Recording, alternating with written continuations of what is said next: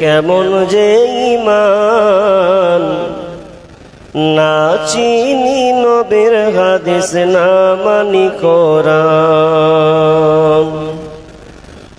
মোরা নামের মুসলমান মোদের কেমন যে ঈমান না চিনি নবীর হাদিস না মানি কোরআন। ভাইরে না চিনি নবীর হাদিস না মানি কোরআন। নাচ গানেরই মঞ্চগুলো কতই ভালো লাগে, কোরআন হাদিসের শুনলে কথা গায়ে জ্বালা ধরে। নাচ গানেরই মঞ্চগুলো কতই ভালো লাগে, কোরআন হাদিসের শুনলে কথা গায়ে জ্বালা ধরে। আর জলসার নামে মেলা করি, জলসার নামে মেলা করি, ইসলামকে করি অপমান। না চিনি নবীর হাদিস না মানি কোরআন। ভাইরে না চিনি নবীর হাদিস না মানি কোরআন। ঈদের বাজার মার্কেটে দেখো কত মানুষের ঢল, জলসার মেলায় কত নর নারী করে ঝলমল। ঈদের বাজার মার্কেটে দেখো কত মানুষের ঢল, জলসার মেলায় নর নারী করে ঝলমল। আরে কমিটির সাপোর্ট আছে বলে, কমিটির দুর্বলতা আছে বলে ধর্মের অপমান। না চিনি নবীর হাদিস না মানি কোরআন। ভাইরে না চিনি নবীর হাদিস না মানি কোরআন। মোরা নামের মুসলমান মোদের কেমন যে ঈমান না চিনি নবীর হাদিস না মানি কোরআন। জালসার নামে ডেলিকেট করে মানুষ খাবে বলে, খাওয়া দাওয়া শেষ হলে ভাই বাড়ির টান মারে। জলসার নামে ডেলিগেট করে মানুষ খাবে বলে, খাওয়া দাওয়া শেষ হলে ভাই বাড়ির টান মারে। আর প্যান্ডেলের তলা করলি খালি, প্যান্ডেলের তলা করলি খালি দিনকে অপমান। না চিনি নবীর হাদিস না মানি কোরআন। ভাইরে না চিনি নবীর হাদিস না মানি কোরআন। হাসর মিজান পুলসে রাতে কেমনে হইবে পার, পার না হতে পারলে মোদের হবে জাহান্নাম। হাসর মিজান পুলসে রাতে কেমনে হইবে পার, পার না হতে পারলে মোদের হবে জাহান্নাম। হেদায়াতের নূর দাও হে প্রভু, হেদায়াতের নূর দাও হে প্রভু তুমি যে রহমান। না চিনি নবীর হাদিস না মানি কোরআন। ভাইরে না চিনি নবীর হাদিস না মানি কোরআন। মোরা নামের মুসলমান মোদের কেমন যে ঈমান না চিনি নবীর হাদিস না মানি কোরআন। ভাইরে না চিনি নবীর হাদিস না মানি কোরআন। উপস্থিত সম্মানীয় সুযোগ্য আজকের এই চলমান জলসার স্বনামধন্য সভাপতি, মঞ্চ উপবিষ্ট ওলামায়ে কেরাম এবং দূরদূরান্ত থেকে আগত সম্মানীয় অতিথিবৃন্দ, আমার সম্মুখে বসে থাকা ইসলাম দরদি, মাদ্রাসা দরদি, বিভিন্ন এলাকা থেকে ছুটে আসা ছোট বড় দিনদার ইমানদার মুমিন ভাই সকল, এবং পর্দার অন্তরালে প্রজেক্টের মাধ্যমে দেখনেওয়ালি সম্মানিতা মা ও বোনেরা, প্রথম সেই মহান মুনিবের দরবারে প্রশংসা করি যে আল্লাহ আমাদেরকে মাদ্রাসা রিয়াজুল উলুম পূর্ব বারহাসের উন্নতি কল্পে অর্থাৎ ঝাড়িবারাস মাদ্রাসা সংলগ্ন বা প্রাঙ্গণে এটি কোরআন ও হাদিসের আলোচনা এবং আপনাদের অর্থ সম্পদ থেকে মন উজাড় করে কিছু দান খয়রাত করার যে একটা সুযোগ আল্লাহ দিয়েছেন, সে আল্লাহ সুবহানাহু ওয়া তাআলার শুকরিয়া আদায় করি। আমরা সকলে বলি আলহামদুলিল্লাহ, একটু জোরে বলি আলহামদুলিল্লাহ। অতঃপর খেয়ে আসেননি আপনারা? দেখলাম যখন বের হলাম তো পুরো মাঠটা ভর্তি খাওয়াতে। খাওয়ারও তো ব্যবস্থা করেছি, আর উপরে আপনাদের কথা নেই মনে? একটু প্রাণ খুলে বলি আলহামদুলিল্লাহ। অতঃপর শান্তি বর্ষিত হোক সকল নবীদের উপর, বিশেষ করে আমাদের শেষ নবী জনাবে মুহাম্মদুর রাসূলুল্লাহ। আমরা সকলে বলি সাল্লাল্লাহু আলাইহি ওয়াসাল্লাম। সম্মানিত হাজিরিন, আমি আপনাদের সম্মুখে বক্তব্য রাখার প্রারম্ভে শুরুতে দু একটি কথা না বললেও নয়, কারণ এটা হচ্ছে এক বর্তমান সোশ্যাল মিডিয়ার যুগ। ভালো বললেও ভাইরাল, মন্দ গেলেও ভাইরাল। এখন পুরো ক্যাপচার হয়ে গেছে মিডিয়ার দখলে। দেখছেন তো কতটির বসিয়েছে এরা। তো আজকে মাদ্রাসার জলসা, এটা ভারাক্রান্ত মন হৃদয় নিয়ে বলতে হয়, জালসা হচ্ছে ঠিক আছে, কিন্তু এই গ্যাদারিং মেলা এ কবে যে বন্ধ হবে? অথচ আল্লাহ সুবহানাহু ওয়া তাআলা আমাদেরকে বলেছেন আশরাফুল মাখলুকাত। আশরাফুল মাখলুকাত মানে জানেন তো? পৃথিবীর যত সৃষ্টি আছে সব সৃষ্টির শ্রেষ্ঠ করে আপনাকে বানিয়েছেন। সূরা ৩ আয়াত নাম্বার ৪, লাকাদ খালাকনাল ইনসানা ফি আহসানি তাকওয়িম। আল্লাহ তাআলা আমাদেরকে, এই মানুষকে সুন্দর অবয়ব বা সুন্দর গঠন দিয়ে আমাদেরকে তৈরি করেছেন, যা বিকল্প অন্য কোনো সৃষ্টির নাই। তা আল্লাহ তাআলা আমাদেরকে নাম দিয়েছেন আশরাফুল মাখলুকাত, কিন্তু এটা কোরআন ঘেটেছেন।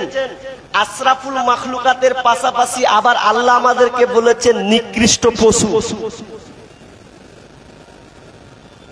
তার কারণ এখানে দুই রকম ধরনের লোক আপনাকে আমি প্রমাণ করব। যারা বসেছেন তারা আলহামদুলিল্লাহ আশরাফুল মাখলুকাতের পরিচয় দিয়েছেন। বাকি যারা মেলায় ঘুরছে, ছেলে আর মেয়ে ঠেলা ঠেলি কুদাকুদি, এরা আবার কোন ধরনের? এরাও কি আল্লাহ আর কি আশরাফুল মাখলুকাত বলেছেন?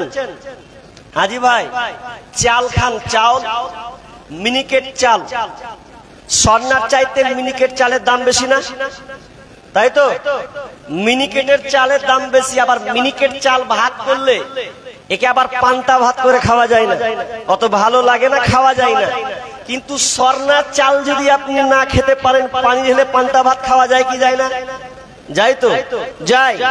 তো আল্লাহ তাআলা আমাদেরকে বললেন আশরাফুল মাখলুকাত, মানে সর্বের সেরা একটা জাত, একটা আমাদেরকে ইনসান করে পাঠিয়েছেন।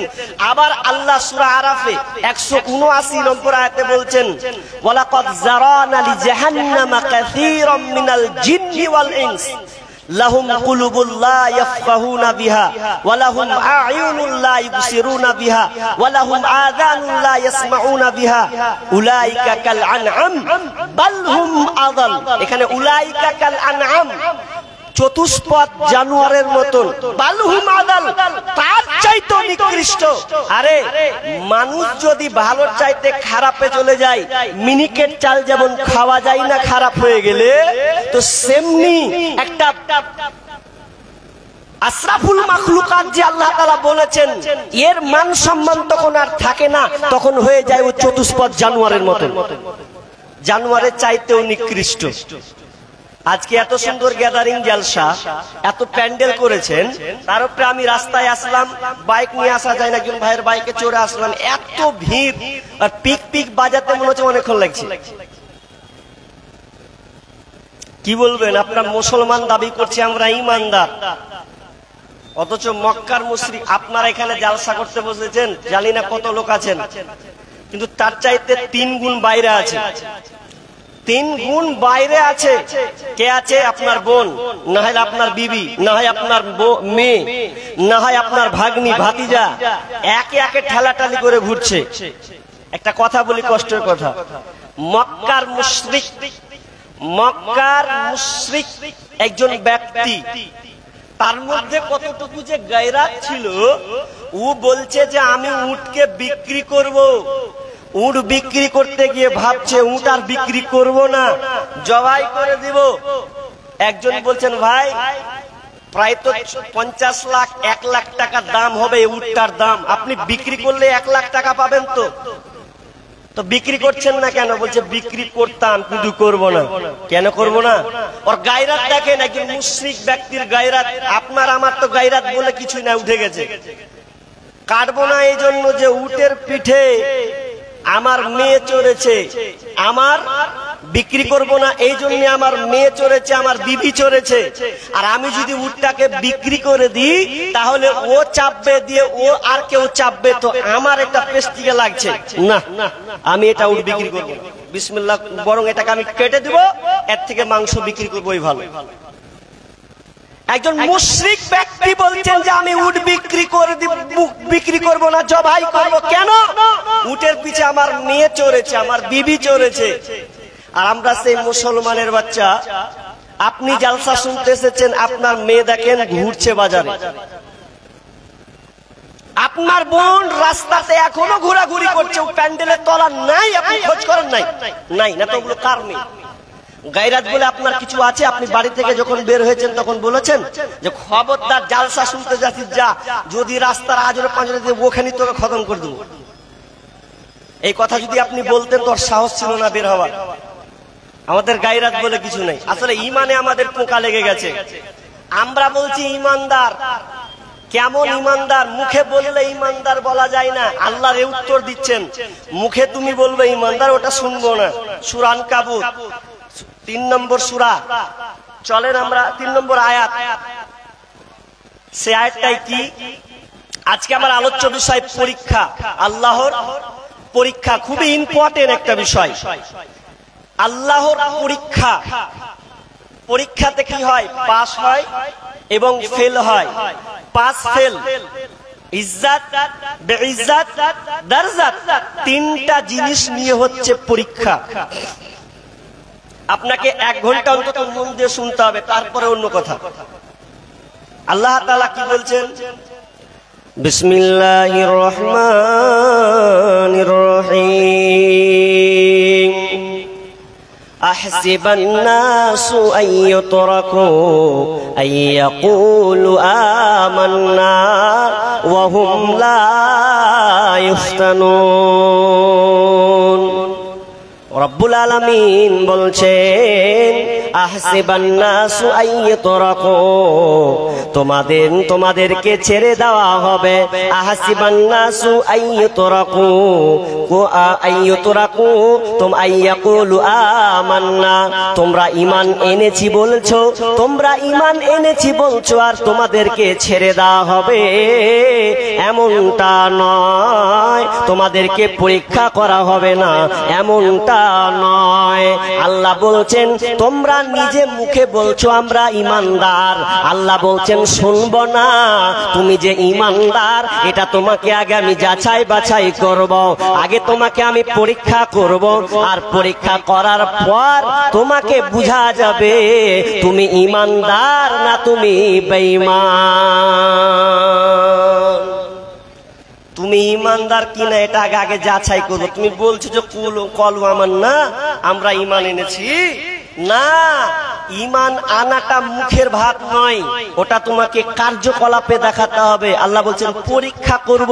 তারপর পৃথিবীতে আল্লাহ যত নবী রাসূল পাঠিয়েছেন, পৃথিবীর বুকে সব চাইতে নবী রাসূলদেরকে সবচাইতে বেশি পরীক্ষা করেছেন, সবচাইতে বেশি পরীক্ষার সম্মুখীন হতে হয়েছে নবী এবং রাসূলদেরকে। আমাদেরকেও আল্লাহ পরীক্ষা করবেন। আপনি দোকানে একটা মাটির ভাঁড় নিতে যাবেন, কলসি নিতে যাবেন, তো মানুষ কি করে? মাটির কলসি নিতে গেলে ওকে বাজিয়ে দেখে, বাজিয়ে দেখে না গো, বাজায় না, বাজায় না, ওকে বাজিয়া দেখে যে পুড়িয়ে ঠনঠনা হয়েছে কিনা, যদি ভালো বাজে মাল ভালো আছে। তো আল্লাহ বলছেন তোমাদেরকে আমি পরীক্ষা করব তারপরে কোন কথা। আল্লাহ সুবহানাহু ওয়া তাআলা বলছেন কুতিবা আলাইকুমুল কিতালু ওয়া হুয়া কুরহুল লাকুম, কুতিবা আলাইকুমুল কিতালু ওয়া হুয়া কুরহুল লাকুম।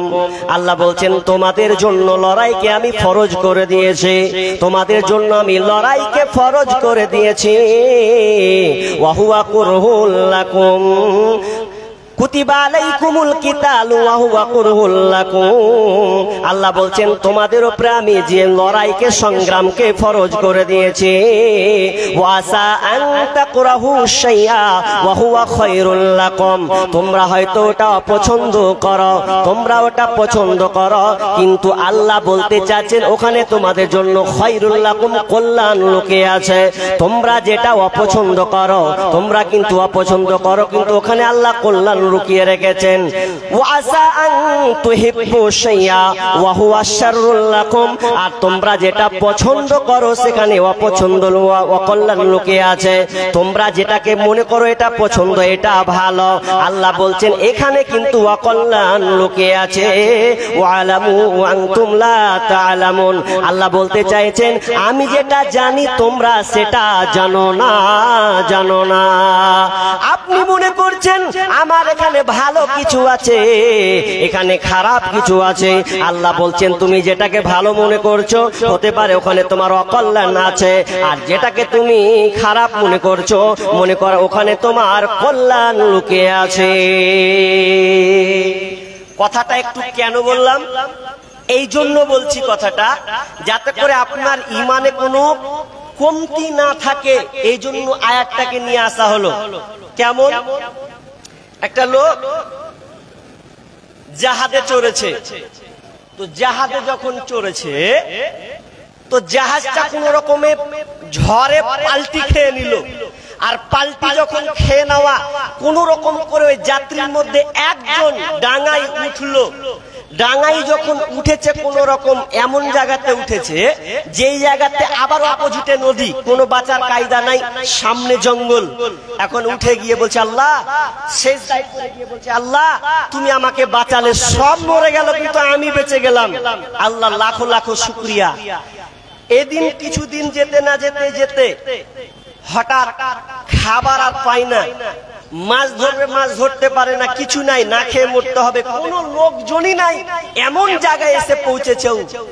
তো কোন রকম করে একটা তাবু খাটিয়েছে, তো তাবু যদি খাটিয়েছে তো একদিন খাবার মাছটাকে পুরাবে, তো মাছটাকে পুরাতে পুরাতে এমন সময় এমন একটা অঘটন ঘটলো, তাবু যে শূন্য ছোট একটা তাবুকে টাঙানো ছিল ওই আগুনের সাথে তাবুটাও যেন জ্বলে গেল। খালি বারবার কিন্তু আল্লাহকে বলতো আল্লাহ আমি এমন একটা জায়গায় আটকেছি যে জায়গায় তুমি ছাড়া আমার রক্ষা করার কেউ নাই, কেউ আমাকে দেখতে পাবো না, লাশ বেনে যাব, কেউ আমাকে উদ্ধার করবে না, তবে আল্লাহ তুমি আমাকে এখান থেকে রক্ষা করো। এই দোয়া কিন্তু করতেই থাকে, কিন্তু আগুন লেগেছে তাবুতে যেমন লেগে যাওয়া।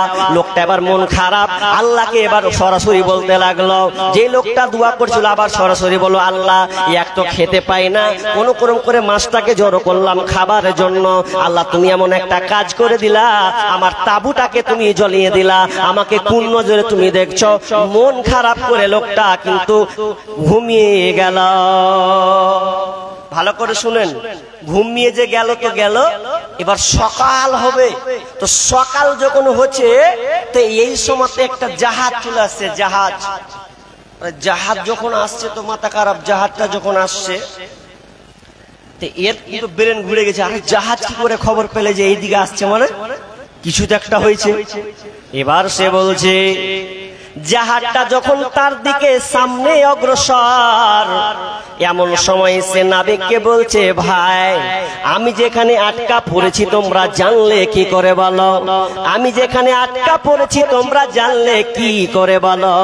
তখন ওই নাবিকেরা বলছে ভাই কেউ আমাদেরকে বলেনি, আমরা যাত্রা করছিলাম এক জায়গা থেকে অমুক জায়গা, কিন্তু আমরা দেখতে পেলাম আগুন নিচ থেকে ওপরে ধোঁয়া দাও দাও দাও দাও করে ধোঁয়া যেন উঠছে।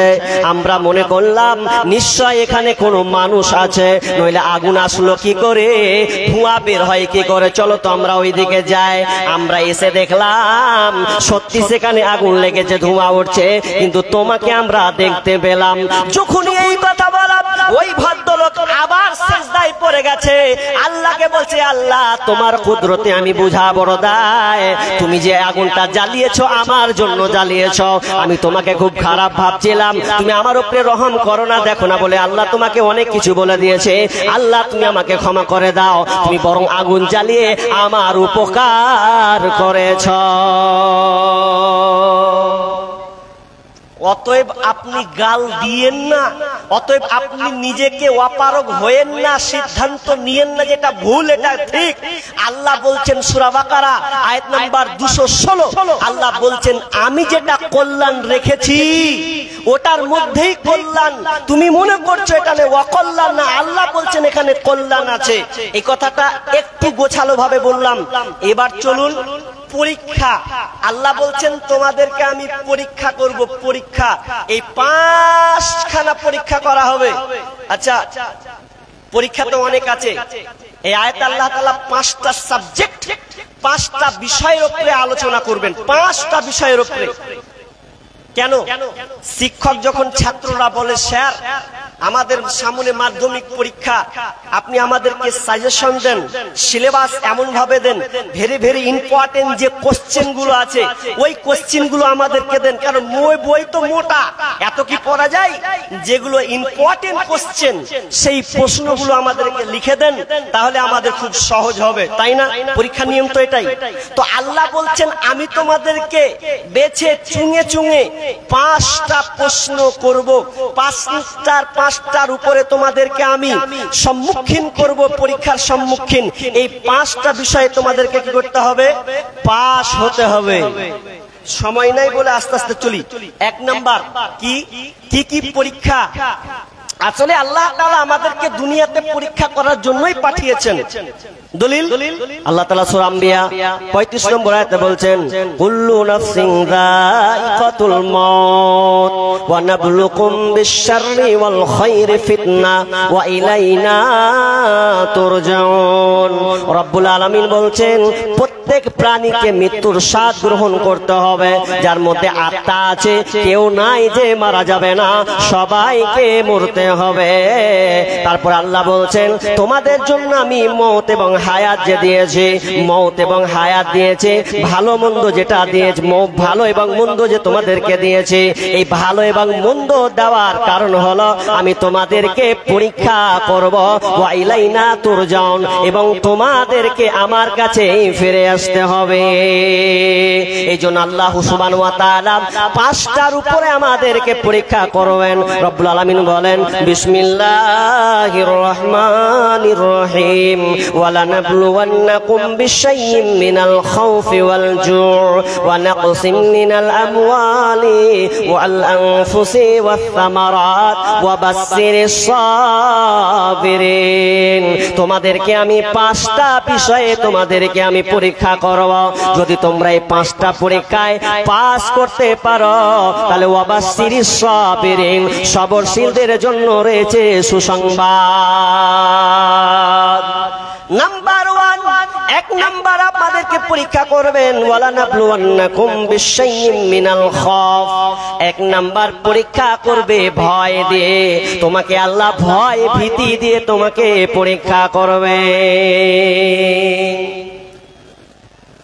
আমরা অনেক সময় ভয়ের সম্মুখীন হয় কি হয় না? হয়। গ্রামে এমন একটা পাল্টা হুমকি এলো, ভয়। এমন একটা রোগ এলো, ভয়। এমন একটা রাজনৈতিক আক্রমণ হলো, ভয়। যেমন এখন বর্তমানে ভয় কি? এসআইআর, এনআরসি, ঠিক না? এনআরসি কি হবে? নাম বাতিল হবে। কি করতে হবে? চল নাম ঠিক কর, বাপদাদার কাগজ ঠিক আছে কিনা দেখ, আর বাপদাদা অমুক সালের ভোটের লিস্টের নাম আছে কিনা দেখ। এ নিয়ে তোর পার কি তোর পার। আল্লাহ বলছেন খ্যাপা, ভয় করবো তোদেরকে ভয় ভীতি দিয়ে। কিন্তু বর্তমান কি হয়েছে জানেন? আরে জোহরের আজান, হাইয়া আলাস সালাহ,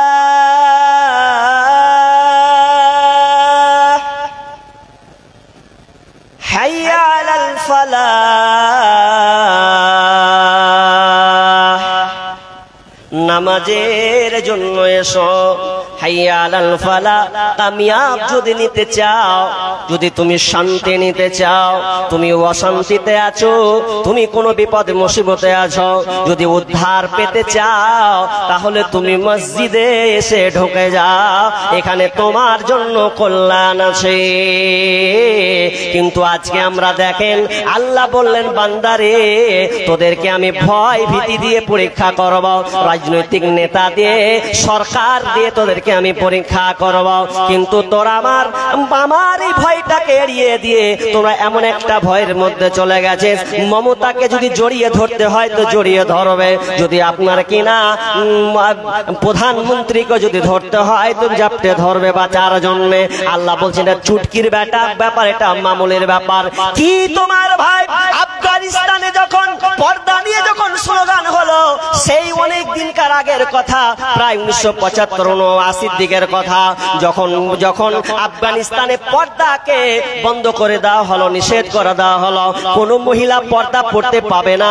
আমাদের ধুলিয়ান ডিস্ট্রিক্টে এমন হয়েছিল, পর্দা নিয়ে ঝামেলা হয়েছিল স্কুলে। ধুলিয়ানে পর্দা নিয়ে একটা বড় একটা ষড়যন্ত্র হয়েছিল, কোন স্কুলে মেয়েদেরকে পরখা পড়তে দেওয়া হবে না, পর্দায় ঢুকতে দেওয়া হবে না। কিন্তু না, আমরা সেই মুসলমান নয়। আল্লাহ বলছেন তোমাদেরকে আমি ভয় দিয়ে ভীতি পরীক্ষা করব। যখন আফগানিস্তানে আপনার পর্দাকে বরখাকে পুড়িয়ে দেওয়া হলো, আলেমরা একমত হলো না পর্দা পুড়িয়ে দেবে, মেয়েদের পড়তে দেবে না, এটা আমরা কখনোই মেনে নিব না। জনসাধারণ ভয় করছে, কি করবে? আরে ও তো প্রধানমন্ত্রী নেতা, ও যদি ওর প্রতিবাদ করি তো আমাদের কেউ কিছু থবে না। আলেমরা বলেছিল, আলেমরা সবাই একবদ্ধ হয়ে বলেছিল না পর্দা পুড়িয়ে দেওয়া মানে কোরআনের আয়াতকে অস্বীকার করা, কোরআন আয়াতকে ছোট কোরআনকে পুড়িয়ে দেওয়া। অতএব শুনবো না। সংগ্রাম চলতেই থাকে, লক্ষ হাজার আলেমকে গুলি করে হত্যা করে, যত মাদ্রাসা আছে সবগুলোকে ভেঙে টচনচ করে দেওয়া হয়, মসজিদগুলোকে ভেঙে টচনচ করে দেওয়া হয়। এমন সময় কিছু বাচ্চা ছিল 7 বছর 8 বছরের বাচ্চা, ওরা বলছে না আমরা ক্ষান্ত নয়, যাব আমরা লড়াই করব, পর্দার বিরুদ্ধে আমরা লড়ব, পর্দার পক্ষে আমরা থাকব, আমরা মেয়েদেরকে বোনদেরকে পর্দার বাইরে পর্দার সহিত যেতে দেব, বেহায়ার মতন আমরা ঘুরতে দিতে পারি না। এই যখনই করা বলা, আবার ওরা হাসছে, তোদের বড়গুলোকে তো হত্যা করে দিয়েছি, তোদের আলেম ওলামা নাই, তোরা গুটি ছোট বাচ্চা, তোরা আপনারা কি করবি? খুব হাসছে, বলছে চালা গুলি চালাচ্ছে, গুলি চালাতে ধাই করে গুলি চলে, গুলি চলতে এমন সময় ছেলেগুলো যেন সব মরে গেল, রক্ত প্রবাহিত হলো। গ্রামের লোক ছুটে আসলো, বাবা তোরা কেন বিরুদ্ধে করতে গেলে বল, তোরা তো ছোট বাচ্চা, তোরা কেন তাদের ওই ইংরেজের বিরুদ্ধে, তোরা সে জালেম শাসকের বিরুদ্ধে তোমরা কেন তোমরা লড়তে গেলে? এমন সময় কিছুক্ষণ পরে দেখছে একটা ছেলেও কিন্তু মরে নাই। প্রথমে মনে হলো যে সবাই মারা গেল, দ্বিতীয় লগ্নে গ্রামের লোক গিয়ে দেখছে আরে কোনো বাচ্চা তো মরে নাই, সব বাচ্চা যেন জিন্দা হয়ে আছেন। গ্রামের লোক অবাক হয়ে গেল, ঝাঁঝরা করে তাহলে একটাও বাচ্চা মরে নাই, সব বাচ্চা কিন্তু জিন্দা আছে। তখন আবার বলছেন চল আর বসে থাকবো না, আমরা ওই ইমানি চেতনা নিয়ে আমরা সংগ্রাম করব, পর্দার পক্ষে আমরা থাকব। সবাই যেন লট ঝাঁপিয়ে পড়লো, গোটা গ্রাম, গোটা এলাকা, গোটা শহর যেন গর্জে উঠলো। না তারা কোরআনকে অপমান করেছে। যখনই আপনার জালেম শাসক বুঝতে পেরেছে আর এখানে টিকা যাবে না, এবার কোনো একটা সিদ্ধান্ত নিতে হবে। ওই নেই আপনার কি নাম, ওই বেঈমান শাসক সেদিন আর থাকে নাই, সেদিনকে নিজের দেশ ছেড়ে পালিয়েছে আপনার কিনা ইহুদিদের কাছে, ওখানে গিয়ে সে আশ্রয় নিয়েছে। ঈমানি চেতনা আপনাকে দেখাতে হবে। ওই সরকার কি করে দিল, ঠিক করেন, নামাজটা 5 ওয়াক্তের সঙ্গে লিঙ্ক রাখেন, 5 ওয়াক্ত সালাতের সঙ্গে আপনি লিঙ্ক রাখেন। আচ্ছা, পূর্বাঞ্চলে যখন ইসলাম প্রথম দিকে রাসূল সাল্লাল্লাহু আলাইহি ওয়াসাল্লাম দাওয়াত দিচ্ছিলেন, তার আগে দুইটা বড় বড় শাসক দল ছিলেন, বড়, একটা হচ্ছে পারস্য আর একটা হচ্ছে রোম সাম্রাজ্য। দুইটা, রোম সাম্রাজ্য বর্তমান নাম হচ্ছে ইতালি বা ফ্রান্স, ইতালি, আর পারস্য এটা বর্তমান হচ্ছে ইরান।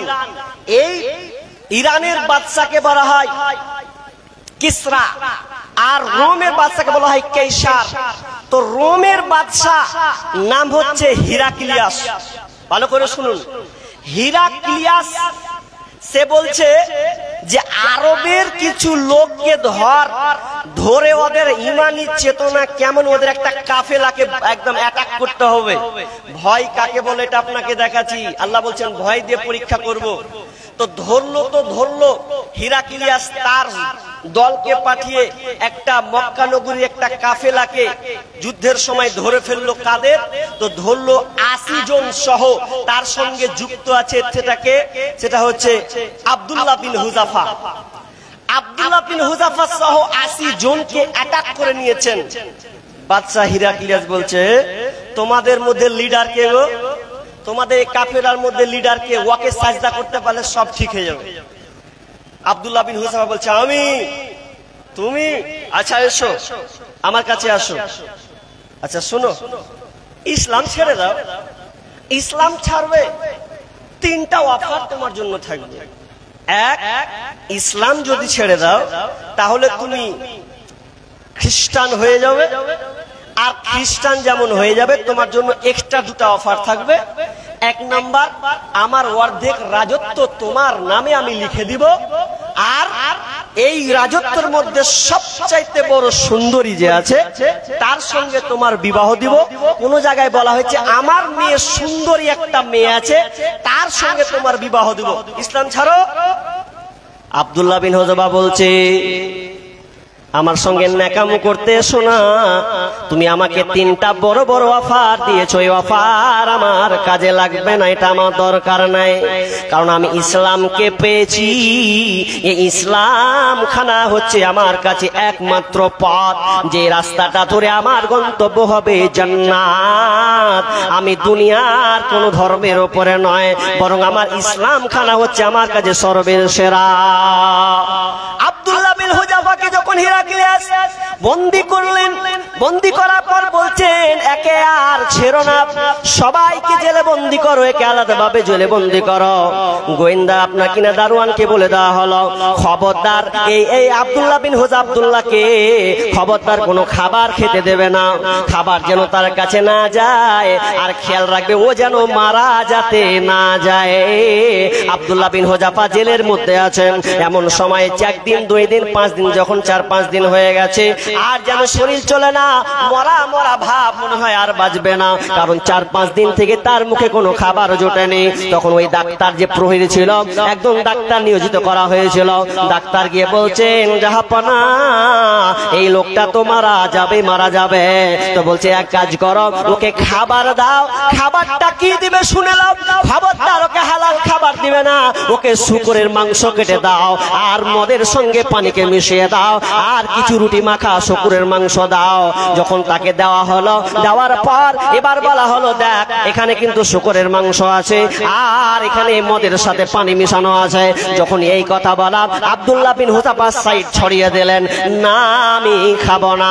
এই করে 1 দিন 2 দিন 3 দিন খাবার পর্যন্ত তার কাছে পরিবেশন করা হয়। এই 3 দিন খাবার সে খেলো না, সে মারা যাবে এমন একটা ভাব। এরপরে হিরাক্লিয়াস বলছে, বাদশা বলছে শোনো আব্দুল্লাহ এখনো সময় আছে, তুমি ইসলামকে ছেড়ে দাও, তোমাদেরকে ছেড়ে দেওয়া হবে, এর বিনিময়ে তোমাকে রাজত্ব লিখে দেওয়া হবে, ভালো সুন্দরীর সঙ্গে তোমার বিবাহ দেওয়া হবে। আব্দুল্লাহ বিন হুযাফা বলছেন না না না, আমাকে যদি 1000 বার শহীদ করা হয়, মারা হয়, তবু আমি এর উপরে, ইসলামের উপরে অটল থাকব। ভয় নাই রে কোনো ভয় নাই, আল্লাহ যদি থাকেন সহায়, দুর্গম গিরিপথ পাড়ি দিয়ে যায়। ভয় নাই রে কোনো ভয় নাই, আল্লাহ যদি থাকেন সহায়। যুগে যুগে ইতিহাস লেখা দেখা যায়, আল্লাহর পথে যারা কাজ করে যায়। যুগে যুগে ইতিহাস লেখা দেখা যায়, আল্লাহর পথে যারা কাজ করে মরে যায়, বিনা পরীক্ষায় তাদের পাস নাহি হয়, বিনা পরীক্ষায় তাদের পাস নাহি হয়। ভয় নাই রে কোনো ভয় নাই, আল্লাহ যদি থাকেন সহায়। যখনই বলা না তোমাকে এবার শুলিতে চড়ানো হবে, বাদশা কোনো মতে পারছে না আব্দুল্লাহ বিন হুযাফাকে। এবার বলছেন এক কাজ কর, আর ওতে মাফ করা হবে না, এবার চলো ওকে শুলিতে চড়িয়ে দিয়ে ফাঁসিতে ঝুলিয়ে দেওয়া হবে। ফাঁসিতে ঝুলিয়ে যখন সামনে নিয়ে যাচ্ছে, বলছে আমাকে ফাঁসিতে ঝুলানো কোনো অসুবিধা নাই। আব্দুল্লাহ বিন হুযাফাকে উল্টো করে টাঙিয়ে দেওয়া হলো। বলছে বল ইসলাম ছাড়বে কিনা বল। আব্দুল্লাহ বলছেন না আমি ইসলামকে ছাড়তে পারবো না। নির্যাতন নির্মম শুরু হলো। এরপরে লাস্টে বলা হলো যখন না পারলো, না পেরে বলছে এক কাজ কর, এভাবে ওকে শাস্তি দিয়ে কোনো লাভ হবে না। তোরা যে রান্না করিস, এই তোরা যে রান্না করিস বড় কড়াই দিয়ে, ওই কড়াইটাকে সামনে নিয়ে আয় আর ওখানে তেলকে ঢেলে দে। তেল যেমনই ঢেলে দেওয়া, সঙ্গে সঙ্গে তেল যেমন ঢেলে দেওয়া হয়েছে, গরম উত্তপ্ত করে দাও দাও করে ফুটন্ত জ্বলছে। এমন সময় বলছে দেখ এখনো সময় আছে, কিন্তু আব্দুল্লাহ বলছে এক চিন্টু আমাকে সরাতে পারবে না। তখন তার একজন গোয়েন্দা, তাদের 80 জন যে ছিল আটক হয়েছে, তার মধ্যে আর একজনকে ধরলো। ধরার পর গরম তেলের মধ্যে ঠেলে দিল। পুরো শরীর চামড়া ঝলসে বার হয়ে গেল, হাড্ডি হয়ে গেল, কঙ্কাল হয়ে গেল। বলছে এবার দেখ, বলছে কোনো ব্যাপার নাই। যখনই তাকে ফেলা হচ্ছে তেলে, তখনই ওই সময় চোখ দিয়ে যেন তার পানি ঝরছে। আব্দুল্লাহ বিন হুযাফার চোখ দিয়ে পানি ঝরঝর করে ঝরছে। এমন সময় হিরাক্লিয়াস বাদশা হিরাক্লিয়াস বলছে মনে হয় এবার তোর ভয় লেগেছে, মনে হয় তুই এবার ইসলাম কেন ছাড়বে, এবার তোর মরণ বলে ভয়। আব্দুল্লাহ বিন হুযাফা বলছেন এটা নয় নয়, আমি কাঁদছি ওটার জন্য নয়, বরং আমি কাঁদছি এই জন্যে আল্লাহ যদি আমার প্রতিটা লোমের বিনিময়ে আমার হায়াতটাকে দিত, প্রতিটা লোমের বিনিময়ে যদি আল্লাহ আমাকে জীবন দিত, আমি বারবার হাজারবার আমি শহীদ হতাম, হাজারবার আমি তেলে পড়তাম। এটার জন্য আমি কান্না করছি, কিন্তু একবারই তো আমার সেল খতম হয়ে যাবে। যখন এই কথা বলা আব্দুল্লাহ বিন হুযাফার কথা যেমনই শেষ, তখনই হিরাক্লিয়াস বলছে রে ওকে ছেড়ে দে, আয় আয় আব্দুল্লাহ আমার কপালে তুই চুমু খা। ভয় এত ভয় দিল যে ভয়ের সাথে আরো ইমানি তার চেতনা বাড়ছে। আর আমাদের যখন বলছেন যে ডিসেল ক্যাম্পে যখন ভরবে তো কেমন করে থাকবি, খেতে দিবে কি না দিবে, সাটো সাটো হয়ে থাকবি, তো এ নিয়ে টেনশনে ওদের ঘুমই হয় না। কেমন মুসলমান আপনি? ইমানকে সক্রিয় করুন। আল্লাহ বলছেন ভয় দিয়ে পরীক্ষা করব। চটচট করে আমি 5টা বলি, টাইম 10:30 অবধি না, 10:30 পর্যন্ত টাইম তো নাকি, তাহলে ঘাবড়াই না, লোকটি বসে আছে। চলেন নাম্বার 1 হলো, নাম্বার 2 ওয়াল জু, অভাব। অভাব দিয়ে আমি আল্লাহ পরীক্ষা করব। অভাব দিয়ে আপনার টাকা আজকে হঠাৎ করে নাই, চুরি হয়ে গেছে, হঠাৎ করে আপনার বাড়ি পুড়ে গেল, হঠাৎ করে আপনি ঋণগ্রস্ত হয়ে গেলেন। আল্লাহ বলছেন হে বান্দা, তোমার যে ঈমান আছে কি না আছে, তোমাকে আমি অভাব দিয়ে পরীক্ষা করব। অভাব আমি বলতে পাবো না বিধায় চটচট করে বলছি। অভাব কি জিনিস? আপনার এখন 50,000 দরকার, 20,000 দরকার নেই, কি করবেন? ধৈর্য রাখুন। অভাব, আপনাকে আল্লাহ সন্তান দেননি, অনেক দিন থেকে অনেক দিন থেকে আপনি প্রেসান হয়ে আছেন, কখন একটা বেটা পাবো, কখন পাবো কি পাবো না। অভাব। যার ছেলে নেই সে বুঝছে তার ঠেলা কতটা। নবী মুসার জামানায় একজন মহিলা এসে বলছেন যে নবী মুসা, আপনি তো আল্লাহর সঙ্গে কথা বলেন, তো এক কাজ করুন, আমার পেটে সন্তান যেন হয়, 2-4 বছরের জিন্দেগি সন্তান হচ্ছে না, তো একটু দোয়া করেন না যেন সন্তান হয়। নবী মুসা বারবার আল্লাহর কাছে চাইছে, 3 বার চাওয়া হয়ে গেল, কিন্তু সন্তান হচ্ছে না। 1 বছর 2 বছর 3 বছর হচ্ছে, সন্তান হয় না। তখন আল্লাহ তাআলা নবী মুসাকে বলছে মুসা রে, ওই মেয়েটা হবে বান্ধা, ওই মেয়েটা হবে বাঝা, আমি আল্লাহ ওকে সন্তান দেব না, এটা ওকে এলান করে দে। নবী মুসা বললেন ও গো বোন, আল্লাহ তাআলা আপনাকে সন্তান দেবে না, আমার দোয়া করে আর কোনো লাভ লাভ হবে না।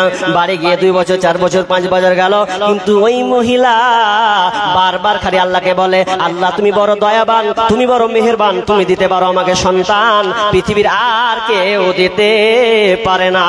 যখনই বারবার বলে, 5 বছরের মাথায় নবী মুসার কাছে গিয়ে বলছেন, নবী মুসা এই দেখেন আমার কোলে আল্লাহ 2টা বাচ্চা দিয়েছে। যখনই বলা, নবী মুসা তো আতঙ্ক হয়ে গেল, কি ব্যাপার, আল্লাহ তো আমাকে নিজে বলেছে সন্তান হবে না, আবার 2টা সন্তান হলো কি করে? তখন আল্লাহকে আরজ করলো, আল্লাহ এটা কি করে সম্ভব হলো? আল্লাহ বলছেন, মুসা রে আমার এই বান্দে বারবার আমার সম্পর্কে এত ভরসা রেখেছে, একবারও বলে না যে আল্লাহ দিবে না, শুধু বারবার বলেছেন আল্লাহ তুমি দয়াবান, তুমি মেহেরবান, শুধু বারবার বারবার আমার কাছে চাইতে থেকেছে। আমি আল্লাহ আমার দয়াতে আমি সহ্য করতে পারলাম না, আমার দয়াতে আমি আমার ওই বান্দেকে সন্তান দান করলাম। তাহলে অভাবে আপনি আছেন, আল্লাহ বলছেন আমি তোমাকে অভাব দেব। ওয়াল জুউ মিনাল খাউফি ওয়াল জুই ওয়া নাকসিম মিনাল আমওয়ালি ওয়া আনফুসি ওয়াস সামারাত ওয়া বাশশিরিস সাবিরিন। চটচট করে 3টা বলে দিয়েছে। আল্লাহ বলছেন খৌফ ভয় দিব, জু মানে অভাব দিব, ওয়া নাকসিম মিনাল আমওয়াল এবং তোমার সম্পত্তি আমি আল্লাহ তোমাকে পরীক্ষা করব। ওয়াল জু ওয়া নাকসিম মিনাল আমওয়ালি ওয়া আনফুস এবং আল্লাহ আমি তোমাদেরকে তোমার জান দিয়ে আমি আল্লাহ পরীক্ষা করব। জান, আপনার জান দিয়ে আল্লাহ পরীক্ষা করবেন। বলতে পাবো না বিদায় চটচট করে বলছি। জান, মালদা ডিস্ট্রিক্টের কোন এক জায়গায় নামাজি লোক, নামাজ পড়ছে, ওকে 2 সপ্তাহ 5 সপ্তাহ নামাজ পড়তে দেখাই যাচ্ছে, হয়তো আগেও পড়েছে, 1 সপ্তাহ থেকে আর খোঁজ মিলে না, নামাজ পড়তেও আসেই না। তো বলছে, হারে চাচাটা যে নামাজই পড়তে এলো না, ব্যাপার কি? তো বলছে, যত খোঁজ নিয়ে তো চায়ের দোকানে আড্ডা মারছে, দেখা নামাজ পড়তে আসে না। তো বলছে, নামাজ, ও চাচা নামাজ পড়তে আসো না কেন? সোজাই একটা কথা বলছে, আমি কানাকে ডাকতে পারবো না। ভাষা কি? আমি কানাকে এখন আর ডাকতে পারবো না। কানাটা কাকে বলছে? আল্লাহকে বলছে যে আমি কানাকে আর ডাকতে পারবো না। লোকেরা বুঝতে পারলো না, চাচা কানাকে ডাকতে পারবো না মানে একটু খুলে বলবেন তো? তো খুলে কি বলবো শুন। আমি কানাকে ডাকতে পারবো না এই কথা এই জন্য বললাম যে আমার 4টা বেটি 1টা বেটা, ভালো করে বুঝেন, 4টা বেটি 1টা বেটা। তো 4 বেটি মধ্যে 1টা বেটি অসুস্থ, 3টা বেটি ভালো, আর 1টা বেটা 4 বছর হয়েছে, 6 মাস, 4 বছর। তো এমন আল্লাহ মুসিবত দিলে তো দিলে, ফের 4টা বেটির মধ্যে 1টা করলে না, বরং এটা অসুস্থ হয়েছে ওটা করলে না, নিলে তো পারে আমার ছোট বেটাটা কি নিলে। তা আমার মন মিজার খাটটা যে আমি আর নামাজি পড়বো না, হাটা আল্লাহর চোখে সুযোগ। 4টা বেটি 1টা ব্যারামি ছিল, ওগুলাকে লিতি, আর একটাই মরদ 1টাই বেটাকে লিত, ও হাট বাজার করতো, আর কিছু করতো, আমার দেখাশোনা করতো, আমার বংশের প্রদীপ জ্বালাতো, ওটা কি ফের আল্লাহ নিয়ে নিলে? ওই লেগা আমি আল্লাহকে ডাকতে পারবো না, আল্লাহ কানেই, মানে ওর কাছে আল্লাহ কানা কেন, ওর বেটাকে নিয়ে এলেছে তাই। তো এই রকম হয়। তো আল্লাহ কোনখানে কিভাবে মানুষকে পরীক্ষা করবে এটা কোনোদিন হয়? একজন বানী ইসরাইলের একজন লোক, একজন মুহাদ্দিস, মুয়াত্তা মালিকে ঘটনাটা আছে, একজন মুহাদ্দিস, তিনি এত বিজ্ঞ আলেম, তো স্ত্রীকেও ভালোবাসতো, তো স্ত্রীকে এত ভালোবাসতো যে স্ত্রীটাও মারা গেল। মারা যখন গেল আর মন খারাপ, সেদিন তা কইছে আমি দাওয়াতি দিব না। ইমানে কত দুর্বলতা, বলছে দাওয়াত যাব না। কেউ যদি ফতোয়া জিজ্ঞেস বলছে যে মন ভালো নেই, যাও চল যাও। একটা মেয়ে কিন্তু বারবার ঘুরছে, দেখেন না একবার চেষ্টা করে আমি ফতোয়া জিজ্ঞেস করি। বলছে কে আছে পাঠাও। মেয়েটা এসে বলছেন আসসালামু আলাইকুম, আমি আপনাকে একটা প্রশ্ন করতে আমার জিজ্ঞাসা আছে, বলো। বলছে বলেন তো। আমি একটা গ্রামে বাস করি, একটা মেয়ের কাছে আমি গলাহার নিয়েছিলাম, 1 বছর 2 বছর 3 বছর ধরে পড়ছে, কিন্তু গলার মালা কিন্তু আমার নয়, ওটা হচ্ছে ওই মেয়েটার, যে মেয়েটা চাইতেছে যে ওরই কিন্তু মালা। আচ্ছা বলেন তো ওটা আমি ওকে দিব কি দিব না? বলছে তুমি দিয়ে দিবে। বলছে মৌলানা সাহেব আমি তো পরে আমার অভ্যস্ত হয়ে গেছে, মনে হচ্ছে এটা আমার, আমি তো পরে পরে এটাকে নিজের মতন করে নিয়েছি। বলছেন না, যদি চাইতে আসে তাহলে তুমি তাকে রিটার্ন দিয়ে দাও। তখনই ওই সময়তে ওই মহিলা আবার পাল্টা বলছেন, তাহলে আপনি এত হতভম্ব হয়েছেন কেন? আপনার স্বামীকে আল্লাহ নিয়েছেন, আল্লাহ আপনাকে দিয়েছিলেন, আর আল্লাহর জিনিস আল্লাহ আবার ফেরত নিয়েছিলেন, তাহলে আপনি হতভম্ব কেন হচ্ছেন বলেন? যখন এই কথা বলা সঙ্গে সঙ্গে আলেম তার ব্রেনটা যেন ঘুরল, কত তার মহাব্বত স্ত্রীর উপরে। বলছে না তুমি ঠিকই বলেছ। আল্লাহ তাআলা আমাদেরকে পরীক্ষা করবেন 5টা বিষয়, আমি বিস্তারিত বলতে পাচ্ছি না, আর ছোট একটা বলে আমি মেন জিনিসে চলে যাব। সেটা কি? ভালো করে আপনাকে শুনতে হবে, ভালো করে শুনতে হবে, কারণ ওই বিষয়টার উপরে আপনিও শামিল। আপনি কত বড় মুসিবতে পড়েছেন বলেন তো, কত বড় মুসিবতে পড়েছেন যে আল্লাহ আপ থেকে বিমুখ হয়ে গেছেন। আপনার নামাজ নাই, রোজা নাই, আপনার ইবাদত নাই। এটা কি করে হয়? একজন তাবেঈর নাম বলছি, তাবেঈ, যার নাম হচ্ছে উরওয়া বিন জুবায়ের। উরওয়া বিন জুবায়ের এমন একজন তাবেঈ যিনার জন্ম হচ্ছেন উসমান রাদিয়াল্লাহু তাআলা আনহু, যিনি খলিফা ছিলেন সেই সময় তার জন্ম। তো উরওয়া বিন জুবায়ের একদিন বাদশার সঙ্গে দেখা করতে যাবে, মক্কা থেকে মাদাইন শহর যাবেন, রাজার সঙ্গে বাদশার সঙ্গে দেখা করবেন, ডাক পড়েছে। এমন সময় যখন ডাক পড়েছে, তো ডাকতে ডাকতে অনেকটা বেটা, ছোট বেটা বলছে আব্বা আমিও আপনার সঙ্গে যাব। ছোট বেটা হলে যা হয়, ছোট বেটা বলছে যা হয় আমিও যাব, চল। ঘোড়ায় চেপেছে, ঘোড়ায় যখন সাওয়ারি হয়েছে, ঘোড়ার পেটে যখন চেপেছে, এমন সময় রাস্তা অতিক্রম করতে করতে করতে মাঝ মিডিলে যেন, মাঠ মধ্যখানে যেন এমন সময় একটা অন্ধকার রাত বুঝতে পারে নাই, এমন সময় ছোট বাচ্চা ঘোড়ার পিঠ থেকে নিচে পড়ে গেল। যেমনই পড়ে যাওয়া, ঘোড়ার পায়ে পিষ্ট হয়ে, কোন জায়গায় বলা হয়েছে গাধার পায়ে পিষ্ট হয়ে সন্তানটা সঙ্গে সঙ্গে মারা গেল। বাদশার সঙ্গে দেখা করবে, সঙ্গে সঙ্গে বললে ইন্না লিল্লাহি ওয়া ইন্না ইলাইহি রাজিউন।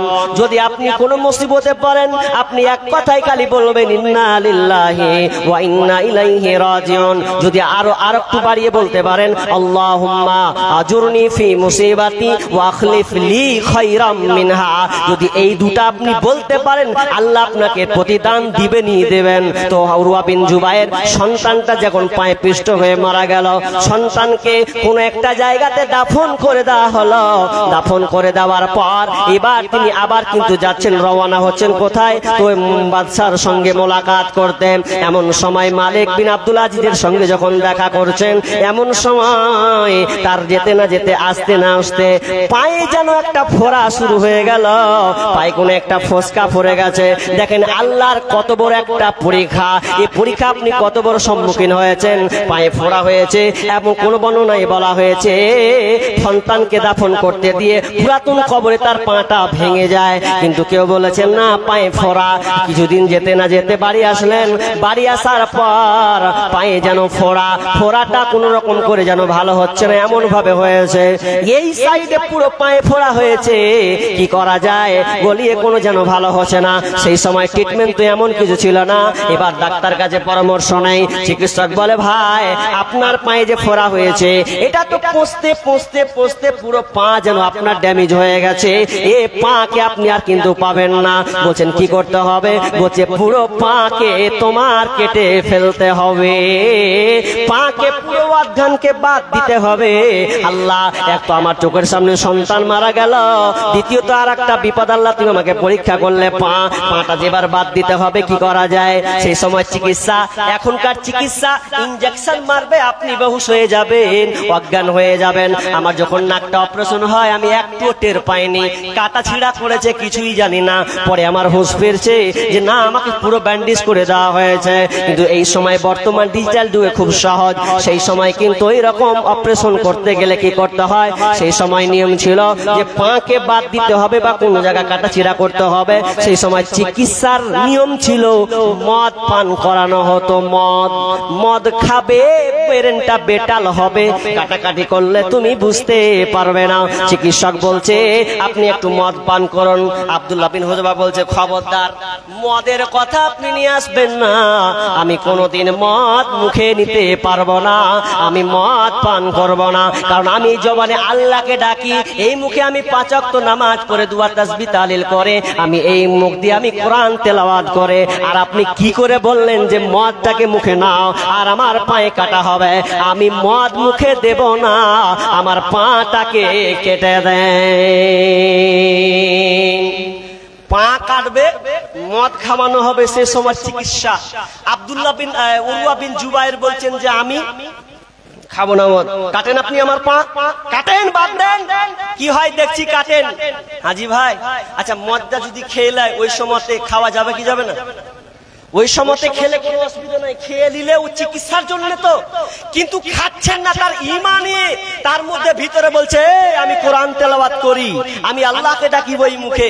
আর আমাদের বর্তমান প্রেক্ষাপটে মুসলমান কত চাচা বুল টানছে এইদিকে আর উজু করে আবার মসজিদে ঢুকছে, এবার খয়নি দেখতে বেহিক করছে, আবার বিসমিল্লাহ করে দিয়েছে, মুখে দুর্গন্ধতে ও টিকা যায়। আমি একদিন নামাজে দাঁড়িয়ে আছি, নামাজে বাম দিকে দাঁড়িয়ে আছে একটা চাচা, তো নামাজে যে দাঁড়িয়ে গেছে কি করবো দিশা পাই না, আল্লাহু আকবার, আমি পাই না যে ওকে হুড়া মেরে ধাক্কা মেরে ফেলে দিই, এত গন্ধ করছে মুখে। খানিকক্ষণ মুবির আর মানুষের কত খাসরত খারাপ চাচাদেরকে। আপনার এদিকে চাচাগুলো আমার ভালো মনে হয়, আমার ওদিকে ওই যে আজান দিবে আবার পাক পাক করে বিড়ি ধরে বেঁধে তাড়াতাড়ি করে মারবে, তা উজু করে আবার নামাজ যাবে। কত বড় ইমানদার তুমি! হ্যাঁ, আর আব্দুল্লাহ বিন হুযাফা খাচ্ছেন না, পা কাটবেন, এই কথাটা একটু শুনুন। পা কাটবে, পা যখন কাটা শুরু হয়েছে, যেমন ডাক্তার চিকিৎসক পাকে কাটছে, এমন সময় বারান্তে একজন লিখছেন যে আপনার কলম পত্রিকাটা বের হয়েছিল আত্মাহিক পত্রিকা, সেখানে ঘটনাটা তুলে ধরা হচ্ছে যে যখন পাকে কাটা হয়, পাকে কাটার সময় উরওয়া বিন জুবাইর এমন জোরে একটা চিৎকার মেরেছিলেন, আল্লাহ বলে এত জোরে একটা চিৎকার মেরেছিলেন, ইন্না লিল্লাহি ওয়া ইন্না ইলাইহি রাজিউন, পরে সঙ্গে সঙ্গে সেদিনকে অজ্ঞান হয়ে গেছিলেন, ব্যথার চোটে বেহুশ হয়ে গেছিলেন, পাকে দ্বিখণ্ডিত করে দিয়েছিলেন। আমি আপনি হলে কোথায় যেতাম? আমাদেরকে আল্লাহ পরীক্ষা করে কত কিছু দিয়ে, কিন্তু আমরা পাস করার সম্মুখীন হয় না। পাকে বাদ দেওয়া হলো, শুধু ক্ষান্ত নয়, পা তো বাদ গেলই গেল। এরপরে কি শুনলেন? গরম তেল আনা হলো, গরম তেল এনে টপ টপ টপ করে যেন ফুটছে, এত গরম তেল। কি করা হবে গরম তেলে? যে পাটাকে বাদ দেওয়া হয়েছে, পা দিয়ে ফিঙ্কি দিয়ে রক্ত বের হচ্ছে, ওই পা দিয়ে এবার পাটাকে গরম তেলে যেন চুবড়ানো হবে। এই জন্য চুবড়ানো হবে যাতে রগগুলো যেন মুচড়ে যায়, রক্ত পড়া যেন বন্ধ হয়ে যায়। এই জন্য গরম তেলে পাকে ডুবানো হবে। যখনই গরম তেলে পাকে যখন ডুবানো হয়, আল্লাহ আর যেন আর সহ্য করতে যেন পারে না, চোখ দিয়ে ঝরঝর করে পানি ঝরছে, মরছে, মরে গেলাম মরে গেলাম। সেই জন্য তিনি অজ্ঞান হয়ে গেছিলেন আর বেহুশ হয়ে গেছিলেন, হুঁশ তার মধ্যে ছিল না, শুধু একটাই কথা, ইন্না লিল্লাহি ওয়া ইন্না ইলাইহি রাজিউন। আর তারিখ পত্রিকায় লিখছেন উরওয়া বিন জুবাইর জীবনে কোনোদিন নামাজ ছাড়েনি, যেদিনকে অপারেশনটা হয় শুধু কেবল যখন অজ্ঞান হয়েছিলেন শুধু ফজরের নামাজটা পড়তে পাওয়ার সুযোগ পায়নি, বাকি উরওয়া জীবনে কোনোদিন সালাত নামাজ ছাড়েনি। আমি আপনি হলে কি করতাম? আল্লাহর পরীক্ষা থেকে আমরা পাস করতে পেরেছি? কতটুকু আপনি বিপদে পড়েছেন? জি, আল্লাহ বলছেন যে আমি পরীক্ষা করব। 5 নম্বর ওয়াসসামারাত, তোমার ফল ফলাদি দিয়ে পরীক্ষা করব। তুমি আম পেয়েছো, তুমি ধান দিয়েছো 1.5 বিঘা 2 বিঘা 5 বিঘা, আল্লাহ বলছেন তুই 5 বছর তো খুব ধান উঠালি রে, এবার তোর মনের অবস্থা বুঝবো, সব ধানকে পাতানে চালিয়ে দেবো, দেখি তোর মনটা কেমন বলে। আম হয়েছে মাঠে, আম নিয়েছো তুমি, সব আমকে পারপাড়িয়ে এবার নামিয়ে দিব, দেখি তোমার মনটা কি বলে। জি, আল্লাহ বলছেন তোমাকে আমি পরীক্ষা করব মাল দিয়ে। আর আল্লাহ তাআলা বলছেন, হে নবী, যাদেরকে আমি ধন সম্পদ দিয়েছি, ওয়ালা তুজিবকা আমওয়ালুহুম ওয়া আওলাদুহুম, আল্লাহ তাআলা বলছেন ওয়ালা তুজিবকা, হে নবী আপনি তাজ্জব হয়ে যান না ওদের মাল দেখে, ওদের সম্পদ থেকে। ইন্নামা ইউরিদুল্লাহু, আল্লাহ তাআলা বলছেন আমি দিয়েছি এটা এই জন্য যে যাতে পরীক্ষা করা বা শাস্তি দেওয়ার জন্য।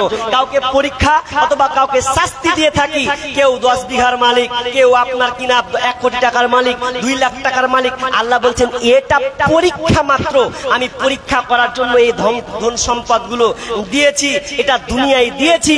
কারণ আপনি আজকে দুনিয়ায় আছেন, তো দুনিয়ায় থাকতে গিয়ে এককালীন আপনি 300 টাকা ইনকাম করতেন, 500 টাকা করতেন, এখন 1000 টাকা করছেন। এক সময় আপনি ভালো করে 3 বেলা খেতে পেতেন না, এখন আপনি 3 বেলা ভালোভাবে খেতে পাচ্ছেন। আল্লাহ বলছেন এগুলো পরীক্ষা, আমি পরীক্ষা করার জন্য দিয়েছি। আল্লাহ বলছেন তুমি যদি এই 5টার উপরে পরীক্ষা করো, পরীক্ষার পাস করে দাও, তাহলে অবশ্যই সাবিরিন, তোমার জন্য রয়েছে সুসংবাদ। ভাই, এবার আল্লাহ তো পরীক্ষা করবেন বিভিন্ন ক্যাটালগের মাধ্যমে। আপনারা কি ভাবছেন আমি মুর্শিদাবাদ থেকে এসেছি? মানে মুর্শিদাবাদ থেকে আল্লাহ আমাকে নিয়ে এসেছেন আপনাদের মাধ্যমে। এসেছি কিছু কালেকশন করব, আল্লাহ বলবেন চল কালেকশনে খোঁজ লাগা, কে আল্লাহওয়ালা কে ইমানদার আছে একটু পরীক্ষা করে লি। আপনি কেমন ইমানদার? লাইলা মজনু ঘটনা আপনারা সবাই শুনেছেন। লাইলা মজনু, লাইলা বলছে, লাইলি বলছে মজনুকে আমি দুধ দিয়ে আসবো। দুধ দিয়ে গে সবাই দুধ দিয়ে আসে, দুধ খায়। তো মজনুর এবার অভাব নেই, সবাই কইছে হাম মজনু, ও কইছে হাম মজনু। দুধ তো মাত্র 1 গিলাস, 10 জন মজনু দাবি করছে। তখন বলছে কি করা যায়? লাইলি কোথায় পাঠিয়েছো? 10টা মজনুকে দেখতে পাচ্ছি, তোমার প্রকৃত মজনুকে ঢুঁড়েই পাই। বলছে পাওনা যখন এক কাজ করো পাবে, এক কাজ করো, বলবা লাইলি রক্তের অভাব, রক্ত লাগবে, রক্ত। তো যাও তো রক্তটা তোমরা চেয়ে নিয়ে আসো। তখন সবাই যে বলছে কে আছে মজনু বলো, বলছে সবাই মজনু। বলছে দুধ পান করতে পাবে, খেতে পাবে, কিন্তু শুনে লাও লাইলি আজকে একটা আবদার করেছে। লাইলি রক্ত শর্ট, শরীর অসুস্থ, লাইলিকে অনেক রক্ত দিতে হবে। বলছে রক্ত যদি দিব।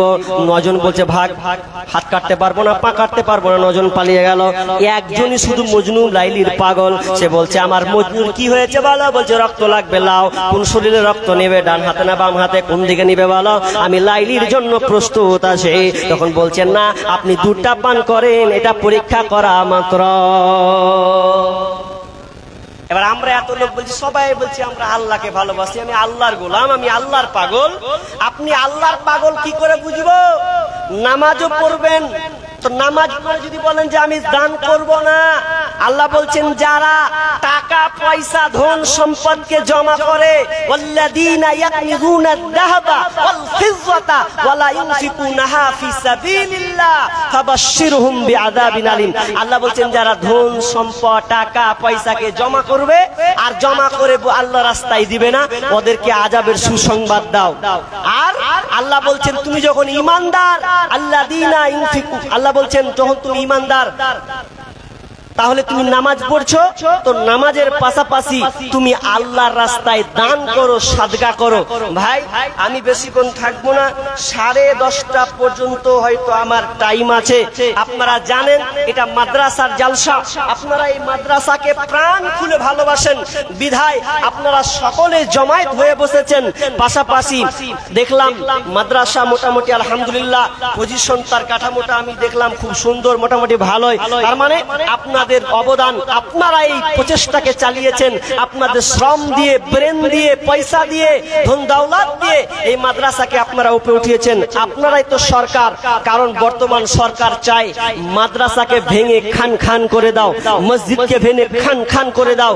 যদি সামনে ওর ক্ষমতা পায়, যদি হাতের মুঠোয় নেই, তো না চাইবে না যে ভাঙতে, ভাঙতে চাইবে। কারণ যেগুলো তাদের দখলে আছে, ইউপি আপনার উত্তরপ্রদেশের যতগুলো, গুজরাট, এগুলো যতগুলো তাদের হাতে আছে, আপনি তো দেখেছেন সোশ্যাল মিডিয়াতে বড় বড় মাদ্রাসাগুলোকে ভেঙে দেওয়া হচ্ছে।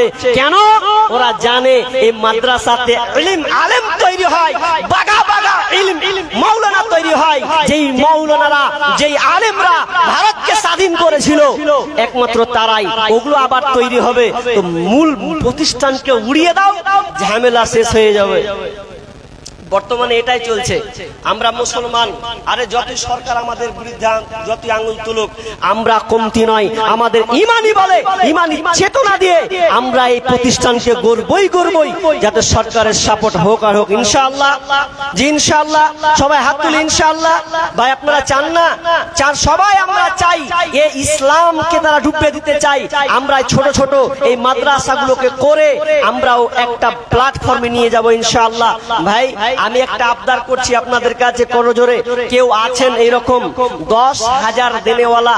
একটা লোক প্রথমে আসবেন, একটা লোক। আপনি ইচ্ছা পোষণ করেছেন যে আমি কিছু না হয় দিব, আজকে দিবেন? জি অবশ্যই দিবেন। তবে কথা হচ্ছে যে কেউ কি আছেন একটা লোক যে 10,000 টাকা দিবেন? একটা লোক বলুন, একটা লোক 10,000 টাকা। আমার ডাইনে বাইনে পেছনে যারা আমার আওয়াজ কর্ণপাত করছেন, একজন বলবেন আল্লাহর রাস্তে দেখি 10,000 টাকা। ভাই আল্লাহর রাস্তে নাই, একটা 10,000 টাকা পাবো না? নাম্বার 2, 5,000 টাকা আর একটা কলম পাবো না? হবে না আপনাদের সামনে? জি কেউ নাই? একজন বলুন না আল্লাহর রাস্তে আমি 5,000 টাকা দিব, একজন লোক 10,000 টাকা দিব আল্লাহর রাস্তে। ভাই কেউ উঠবেন না, শান্ত সুষ্ঠু ভাবে বসুন। আদায় করা মানে খারাপ জিনিস নয়। এখানে নেকির মাশাআল্লাহ, কি নাম? এখানে বসো, চিনো সবকে তো। এখানে বাড়ি নাকি? এখানে বাড়ি। কি নাম?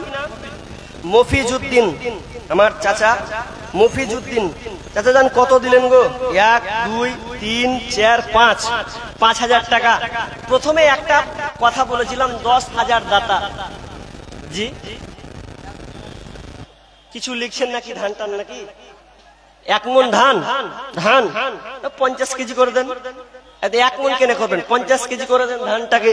আর এখানে কিছু পারবে না চাচা? পারবে না? একটু মন থেকে দেখেন না। একটা দাবি করেছি 10,000 টাকা, 10,000 যদি নাই পাই 5,000, ও আমি দুটা বলেছিলাম, আপনি চালাকি করে দিলেন নাকি? আল্লাহু আকবার। কিছু দেন আর হবে না? আল্লাহু আকবার। শুনলাম নাকি আপনি 10,000 দিতে পারবেন। যা খায় গেল বারাকাল্লাহ। একটা হলো 5,000 হলো। আমি একটা 10,000 কলম চেয়েছি ভাই, একটা 10,000। একটা একজন কোন আল্লাহর বান্দা আছেন ভাই, আল্লাহ আপনাকে ধন সম্পদ মালামাল দিয়েছেন, মানুষ একদিন আফসোস করবে। এটা যদি না, এটা আমার বানাওয়াটি কোনো কথা নাই। আপনি সূরা মুনাফিকুন যান, মুনাফিকুনের শেষ রুকুর দিকে আপনি ফলো করবেন। যদি বাংলা পড়তে পারেন তো বাংলা কোরআন পড়ে যাবেন। কারণ মানুষ যখন মারা যায় তখন আফসোস করে। ওই আফসোসটা বিবি লিবে না, বোন লিবে না, ছেলে লিবে না, মেয়ে নিবে না। এক কথায় কেউ বুঝতেই পারবে না। শুধু আল্লাহ 7 আসমান থেকে দেখবে যে আমার এই বান্দাটা কান্নাকাটি করছে। এটা আমি আপনি নয়। যদি আপনার দুর্বলতা আছে সবাই কাঁদবে। মানুষ যখন মরবে ওই সময় কাঁদবে। কি বলে জানবেন? ফায়াকুলা রাব্বি লাউলা আখরতানি ইলা আজালিন করিব। মাবুদ গো মাওলাজি, আল্লাহ তুমি আমাকে আমার উপরে একটু রহম করো। ফায়াকুলা রাব্বি লাউলা আখরতানি ইলা আজালিন করিব। আল্লাহ তুমি আমাকে একটু হায়াত দাও, আমার জিন্দেগানি একটু জিন্দেগি আমাকে দাও। কেন জিন্দেগি দিবেন? সেই সময় আপনি বলবেন ফাসাদাকা ওয়া কুম মিনাস সালিহিন। দুইটা কথা মরে আপনি মারা যাবেন। আল্লাহ কিন্তু এই দুইটা জিনিস শুনবেন, কিন্তু আল্লাহ আপনাকে ওই সুযোগটা আর দিবে না। কি সুযোগ? ফাসাদাকা, আল্লাহ বলবেন সাদকা। সদকা করব, দান করব, আল্লাহ সুযোগ দাও। 10 কাঠা জমি ছুঁয়ে চলে এসেছি, 2 তলা বাড়ি ছুঁয়ে চলে এলাম। আল্লাহ অনেক ভুয়ে ভুয়ে ধান চাষ করেছি, কি হবে না হবে কিছুই বুঝতে পারলাম না। আল্লাহ বেটির মুখ দেখবো না, বেটার মুখ দেখবো না, বিবির মুখ দেখবো না, খালি একটু দান করব, কিন্তু ওই সময় আপনার কোনো কাজ হবে না। অতএব এই পজিশন পড়ার আগেই আপনি যতটুকু পারবেন আল্লাহর রাস্তায়। একটা লোক কলম আমি 10,000 টাকা চেয়েছি ভাই, 10,000 টাকা একটা লোক হবে না ভাই? একটা লোক 10,000, আজকে মনে হয় ঠগে বাড়ি যাবো নাকি? মনে হয় আজকে দোহমানার জাহিদুল ভাই, আপনি কোথায় আছেন? আপনার মেয়ে স্টেজে জমা আছে, আপনি নিয়ে যান। আপনার মেয়ে করন্দন করছে, স্টেজে ডিস্টার্ব করছে। আপনি কোথায় আছেন জাহিদুল ভাই? দোমনার জাহিদুল ভাই, আপনি আসেন, আপনার মেয়েকে নিয়ে যান।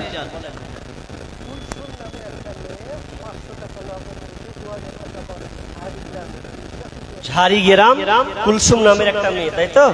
আপনাদের এই ঝাড়িগ্রামে 500 টাকা নগদ আর 2000 বাকি। হায়াকাল্লাহ বারাকাল্লাহ। রব্বুল আলামিন একজন মহিলা 500 টাকা দিয়েছেন আর 2000 টাকা বাকি করেছেন। রব্বুল আলামিন জানি না কি উদ্দেশ্যে দিয়েছেন। আল্লাহ তুমি আলিমুল মিজাতের সদর, আল্লাহ তুমি অন্তরে খবর রাখো। রব্বুল আলামিন আল্লাহ তার দানকে তুমি কবুল করে নাও, যে উদ্দেশ্যে দিয়ে আশা পূর্ণ করে দাও, বালা মুসিবত দূর করে দাও, রোজগারে বরকত দাও।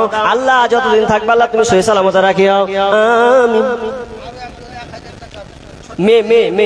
মেয়ে থেকে বেনামিতে আর একজন একটা মেয়ের মহল থেকে এসেছে 1000 টাকা, নাকি 1000 টাকা দিয়েছেন। হায়াকাল্লাহ বারাকাল্লাহ। আল্লাহ তুমি দানকে কবুল করে নাও, যে উদ্দেশ্যে আশা পূর্ণ করে দাও, বালা মুসিবত দূর করে দাও, রোজগারে বরকত দাও, আমিন সুম্মা আমিন। ভাই চটচট করে বলেন না আল্লাহর রাস্তে। একলা জীবন একলা মরণ, একলা চলতে কিসের ভয়, এই দুনিয়ার মানুষগুলো কেউ তো কারো নয় গো, এই দুনিয়ার মানুষগুলো কেউ তো কারো নয়। স্বার্থ ছাড়া কেউ চলে না, মনের কথা কেউ বোঝে না, স্বার্থ ছাড়া কেউ চলে না, মনের কথা কেউ বুঝে। এই দুনিয়ার মানুষগুলো কেউ তো কারো নয়, এই দুনিয়ার মানুষগুলো কেউ তো কারো নয়। আপনি লাশ হবেন, শুয়ে থাকবেন, বেটা বলবে, বেটা চাচাকে বলবে আর মামাকে বলবে, মামা আসো 2টা ভাত খেয়ে লাও। আপনার লাশ পড়ে থাকবে, ভাত খাওন দাওন চলবে, আপনি লাশ হয়ে গেছেন। কারণ আপনার আর কোনো দাম নাই। যতদিন বেঁচে ছিলেন ততক্ষণ পর্যন্ত আপনার দাম ছিল। আপনি লাশ হয়ে গেছেন, এখন আপনাকে কবরস্থ করে দেওয়া হবে। যেই মানুষটা আপনি আলো ছাড়া থাকতে পারেন না, যেই মানুষটা আপনি বিছানা ছাড়া ঘুমাতে পারেন না, আপনাকে ওই 3.5 হাত মাটির নিচে আপনাকে রেখে আসবে, কেউ আপনার খবর নিবে না। চিন্তা করে দেখো না কবরে কি যাইবা না, যেই কবরে আল্লাহ ছাড়া বন্ধু কেউ থাকবে না। চিন্তা করে দেখো না কবরে কি যাইবা না। এই দুনিয়া সবই পর, কবর যে তোর আসল ঘর, এই দুনিয়া সবই পর, কবর যে তোর আসল ঘর। কেমনে সে তাই থাকবি পরে শুধু মাটির বিছানা। চিন্তা করে দেখো না কবরে কি যাইবা না, চিন্তা করে দেখো না কবরে কি যাইবা না। ভাই বলেন, আরে 1000 টাকা করে বলুন না ভাই। আচ্ছা আপনাকে একটা কথা বলি, কথাটা মাথায় নেন তো। যদি আপনি দিবেন কিন্তু আপনি অলসতা করছেন, বুঝতে পারছেন। আপনারা যারা বয়স্ক টাইপের লোক বসে আছেন, আমি একটা জিনিস আপনাকে দেখাই। আচ্ছা কোন মানুষটা চাই না যে আমি দান করতে না পারি, আমার কাছে নেই, অল্প আছে, কিন্তু আমার ছেলেদের কাছে আছে, ছেলেরা আমার জন্য দান করুক। এটা অনেকের আশা থাকে না, থাকে না? থাকে। আমি বসে আছি, আমার 4টা বেটা 5টা বেটা, তার মধ্যে 2টা বেটা যদি অন্তত বলে যে আব্বার জন্য 500 টাকা দিলাম। আচ্ছা এইরকম কটা লোক পাবো? আপনার বিশ্বাস আছে? আপনার বিশ্বাস কি আছে? আপনার 4টা বেটা তো বলছে যে আপনাকে ভাত দিব, ভাত কর, কে কয়দিন খাওয়াই পানি সিস্টেম কর। দুনিয়াতে আপনাকে পানি সিস্টেম করে, গোয়াল ঘরে আপনাকে রাখে, এই তো হচ্ছে দুনিয়ার নিয়ম। তো আপনি নিজের জন্য যদি চিন্তা চেতনা না নিয়ে আসেন, একজন বুড়ি মা, কথাটা মনে করেন বহুদিন আগে, কয়েক বছর আগে মনে হয় বলেছি কথাটা, একজন বুড়ি মেয়ে, যার সাথে কথা বলছি, কোনো এক জায়গাতে একটা মেয়ে, মানে মেয়েটার বয়স্ক মেয়ে, খুবই বয়স, বয়স প্রায় 60 এর মেয়েটা, বুড়ি মা, 60 বছর বয়স, রুমালটাকে নিয়েছে, রুমালকে নিয়ে কানের, নাকের, হাতের বালা সবকিছু খুলে দিয়ে বলছে যে লেন মৌলানা, যা আছে লেন। মৌলানা বলছে, বক্তা সাহেব বলছে কি ব্যাপার, সবই দিয়ে দিলে বাচ্চা বেটা বেটি নেই, যা আছে সবই আছে, সব দিয়ে দিলেন, বেটা বেটি নিবে না? উত্তর কি দিয়েছেন জানেন? বলছে শুনেন, আমি যে কানে দিলাম 800 টাকা গোল্লাপাড়া থেকে 800 টাকা, 200 টাকা আদায় করতে পারবেন? হ্যাঁ, আপনার হাতে দিয়ে পাঠাতে কেন করে হবে? তো ওই মেয়েটা বলছে যে আপনি সবই দিয়ে দিলে, বাড়িতে ছেলে আছে, সবই আছে, মেয়েও আছে, কাকাও আছে, সবাই আছে, কিন্তু মালা কেন দিলাম, হাতের বালা কেন দিলাম, কানে দুল কেন দিলাম? শুনে দাও মৌলভী সাহেব, আমার বয়স এখন 60, আমার বয়স 60, তার মানে আমি আর কিছুদিন পরে মারা যাব, তার গ্যারান্টি নাই। অতএব আমার মনে হলো আমি আর পৃথিবীতে থাকবো না, আমার স্বামীও নাই, আর আমি এখন একা। তবে শুনে দাও, আমার ছেলে মেয়েরা আছে, আমি ছেলেদেরকে জায়গা দিয়েছি, বাড়ি করে দিয়েছি, মেয়েদেরকে সোনা কানের সব কিছু বানিয়ে দিয়েছে, কিন্তু আমার পার্সোনাল হচ্ছে এটা আমার কানের, কারণ এই কানটা আমার মা বানিয়ে দিয়েছে। এই যে গলার হাতটা দেখছো, আমার আব্বা আমাকে বানিয়ে দিয়েছে। আজ হাতের বালা, এই হাতের বালাটা আমার স্বামী আমাকে বানিয়ে দিয়েছে। আমি এই জিনিসটা কাউকে দুনিয়া দিলাম না, এই জন্য যদি আমি আমার হাতের বালাটাকে যদি আমি দিয়ে দিই, আমার মেয়েরা ব্যবহার করবে আর অন্য কিছু কাজে লাগিয়ে দেবে, আমার কোনো কাজে আসবে না। অতএব আমি এগুলোকে দিলাম, আল্লাহকে দিলাম। আমার স্বামী মহব্বত করে আমার হাতের বালা বানিয়ে দিয়েছেন, এই হাতের বালা আমি দুনিয়ার কাউকে দিতে চাই না। আমার স্বামীর হাতের বালা 30 বছর করলাম, 35 বছর ইউজ করলাম, আমি আর বাঁচবো না। আমার আব্বা আমাকে কানে গলা হার বানিয়ে দিয়েছে, মা আমাকে কানে দুল বানিয়ে দিয়েছে, এগুলো সব আমি আল্লাহর রাস্তায় দিয়ে দিলাম। কেন দিলাম শুনে নাও, আমি তো আর বাঁচবো না, খবর চলে যাবো, কিন্তু আমি আল্লাহকে সেদিনকে বলবো, আল্লাহ আমি যে অমুক মাদ্রাসায়, অমুক মসজিদে গলার হার দিয়েছিলাম, হাতের বালা দিয়েছিলাম, এগুলো সব আল্লাহ তুমি আমাকে ফেরত দাও। এটা আমার স্বামীর গিফট করা জিনিস, স্বামীর জিনিস আমি আবার কবরে, আমি মরার পরে আবার যেন পড়তে পায়, আমার স্বামীর ভালোবাসা জিনিস যেন পড়তে পায়, আমার আব্বার গলা হার যেন পড়তে পায়, আমার কানে মায়ের দেওয়া দুলখান যেন পড়তে পায়। এই জন্য আমি আমার দুনিয়ার বেটা বেটিকে দিলাম না, এগুলো স্বয়ং আমি আল্লাহ রাস্তায় দিয়ে দিলাম। আবার মরার পরে আমি আবার যেন সাজসজ্জা করে আমি যেন আবার সুন্দরভাবে থাকতে পারি। মেয়েটা কি বয়স্ক মেয়ে, কি চিন্তা চেতনা, আর আমাদের বিয়ার চলছে, যা হয় লুটা লেগা।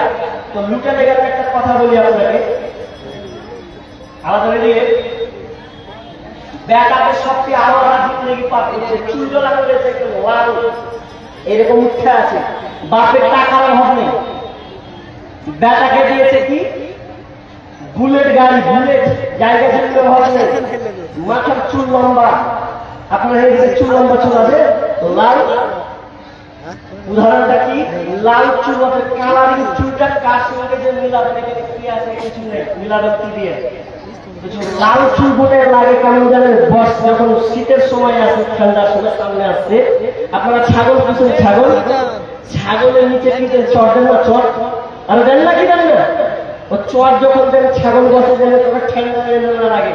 তো সকাল যখন দেখবেন যে ছাগলকে যখন বেহিত করে, চটের উপরে হলদা হয়ে যায়, পেশাব করে হলদা ব্রিং হয়ে যায়, ওই হলদা ব্রিং এর চিহ্নই হচ্ছে ওই ওর মতন চুলকে যে এরকম হলদা করে রেখেছে ওপর মনে, সেম টু সেম বকরি মোটা চুল করে রেখেছে ওই বেটা। আর বাপকে মরা বেশি দিন হয়নি, কিছুদিন মরেছে।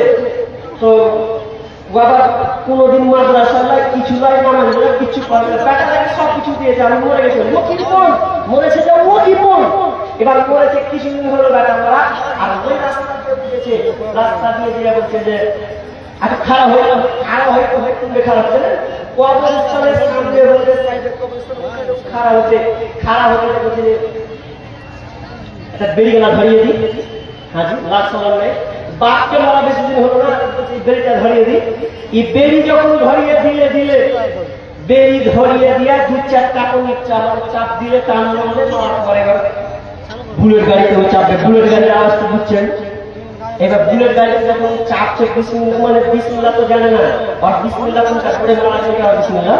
এবার জোরে যখন মেরেছে একটা জোরে গিয়ার এমন আর বিড়ি স্টাইল বিড়ি ধরতে পারছে না, যারা বিড়ি টানে দেখবেন স্টাইল এই গেলে না এই বিড়ি ধরেছে আর এমন জোরে বুলেটের ব্রেকআপ যখন জোরে দিলে একটা জোরে আর আব্বার বাপের লাশে ফেলে পড়ে আছে, এটা দুয়া দিয়ে চলে আলো তার বাপকে।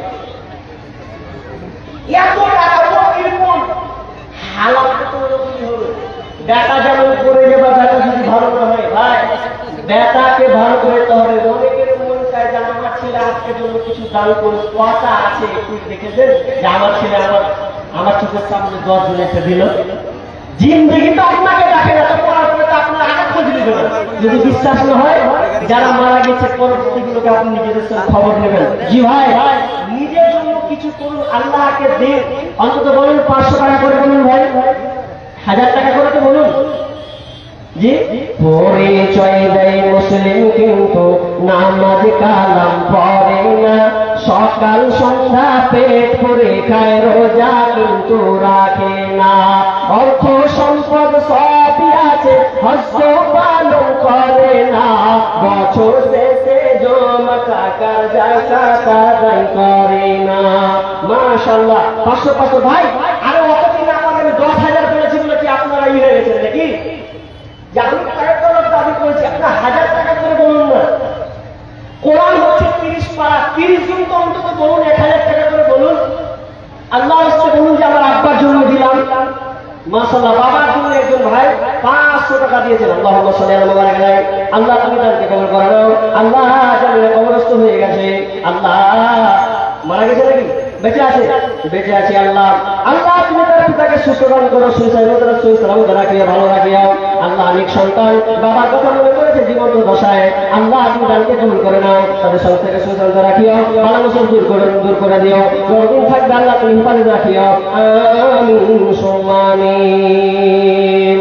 জীবনের মূল কষ্ট মায়ের মুসাফতে দুনায়, 7 আসমান 7 জামিন তখন মায়েরই মাথায়।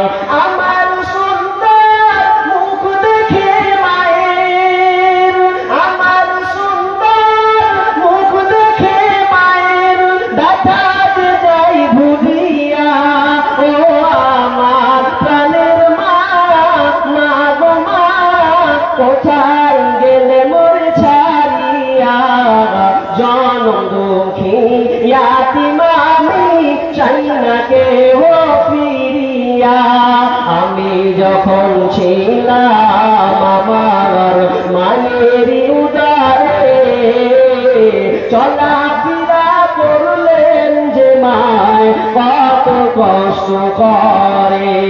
এমন মাকে কেমন আছি, এমন মাকে কেমন আমি যাব আমি ভুলিয়া, ও আমার প্রাণের মা, মা গো মা, কোথায় গেলে মোর ছাড়িয়া, জনম দুঃখী ইয়াতিম আমি, চাই না কেহ ফিরিয়া। আসেন ভাই, বলেন না ভাই, মা নাই, দুনিয়া ছেড়ে মা চলে গেছে, কবরস্থ হয়ে গেছে। যে মায়ের ডাকটা হচ্ছে মধুর ডাক, যে মা আপনাকে 9 মাস 10 দিন গর্ভে ধারণ করলো, 2 বছর পর্যন্ত আপনাকে দুধ পান করালো, যে মা আপনাকে স্নেহ মমতা দিয়ে বড় করলো। অনেকেরই মা দুনিয়াতে কবরস্থ হয়ে গেছে, কারো 1 মাস, কারো 2 মাস, কারো 1 বছর, 5 বছর কবরস্থ হয়ে আছে। মায়ের কথা মাঝে মধ্যে মনে হয়, কারণ মা হচ্ছে একটা মধুর জিনিস।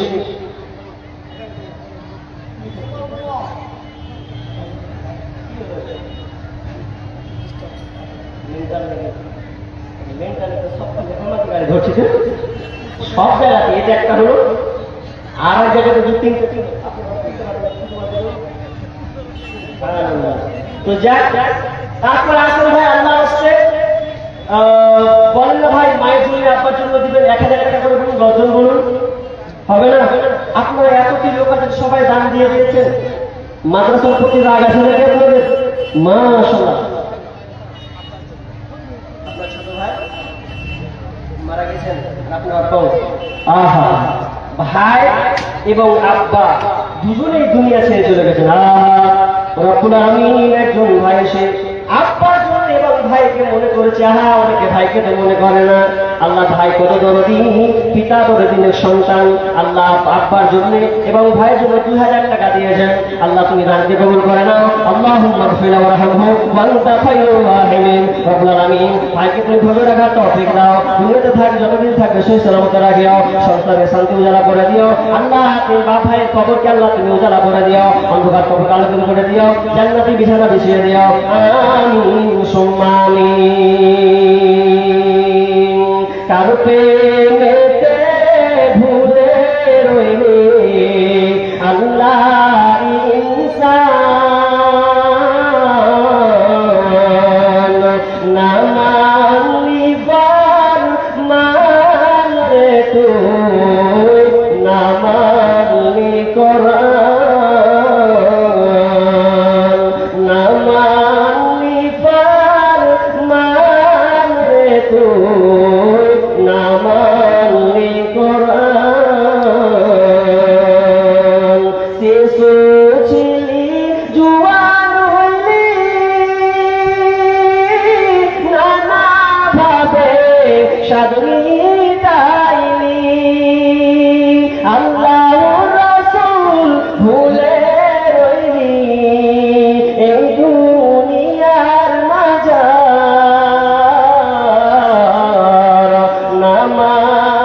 না মানলি তুই ফরমান রে, না মানলি কোরআন। ভাই যারা বসে আছেন,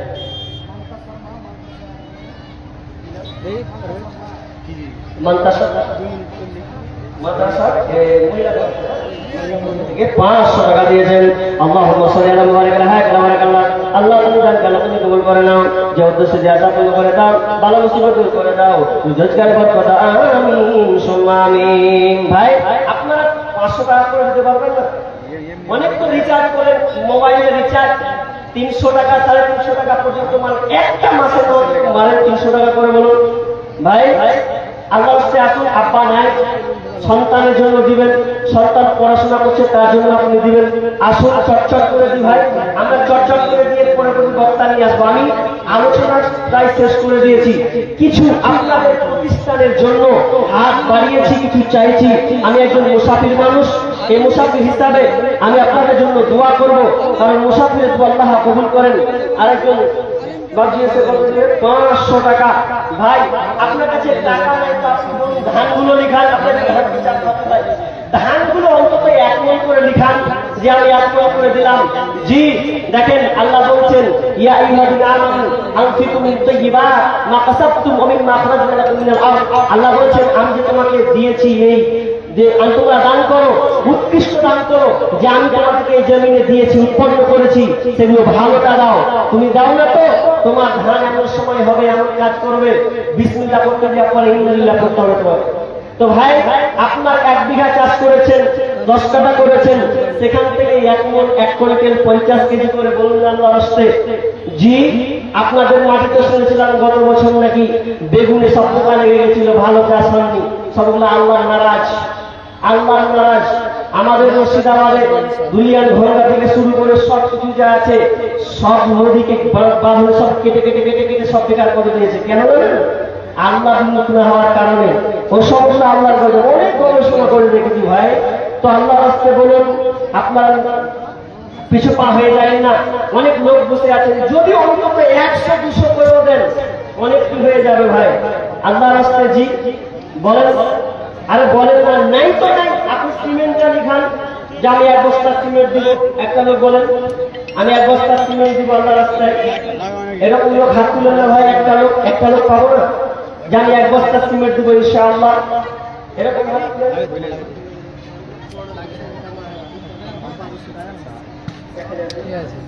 1200 টাকা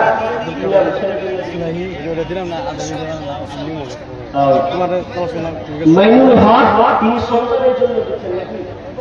সন্তান, বড় সন্তান, বড় ছেলে আল্লাহ মারা গিয়েছে নাকি? মারা গেছে। আহা, রব্বুল আলামিন পিতা সন্তানের কথা মনে করেছে। রব্বুল আলামিন সেই সন্তান আল্লাহ তোমার কাছে ধরা কবরস্থ হয়ে গেছে। জানি না রব্বুল আলামিন কি অবস্থায় আছে, কি হালাতে আছে। আল্লাহ এই দান আল্লাহ দিয়েছেন মাদ্রাসায়, আল্লাহ তুমি দানের বিনিময়ে আল্লাহ তুমি তাকে মাফ করে দাও, তার কবরকে আল্লাহ তুমি বন্ধ করে দাও, জান্নাতি বিছানা বিছিয়ে দাও। আল্লাহ সে পিতাকে ধৈর্য রাখার তৌফিক দিও। এর বিনিময়ে তুমি আল্লাহ তুমি উত্তম বিনিময়ে দান করে দাও, সুখী সংসার করে রাখিও, পরিবারকে সহি সালামতে রাখো, ভালো রাখিও। আমিন সুম্মা আমিন।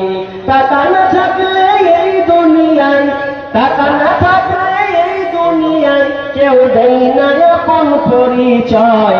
টাকা না থাকলে কেউ কারো নয় ভাইরে, টাকা না থাকলে কেউ কারো নয়।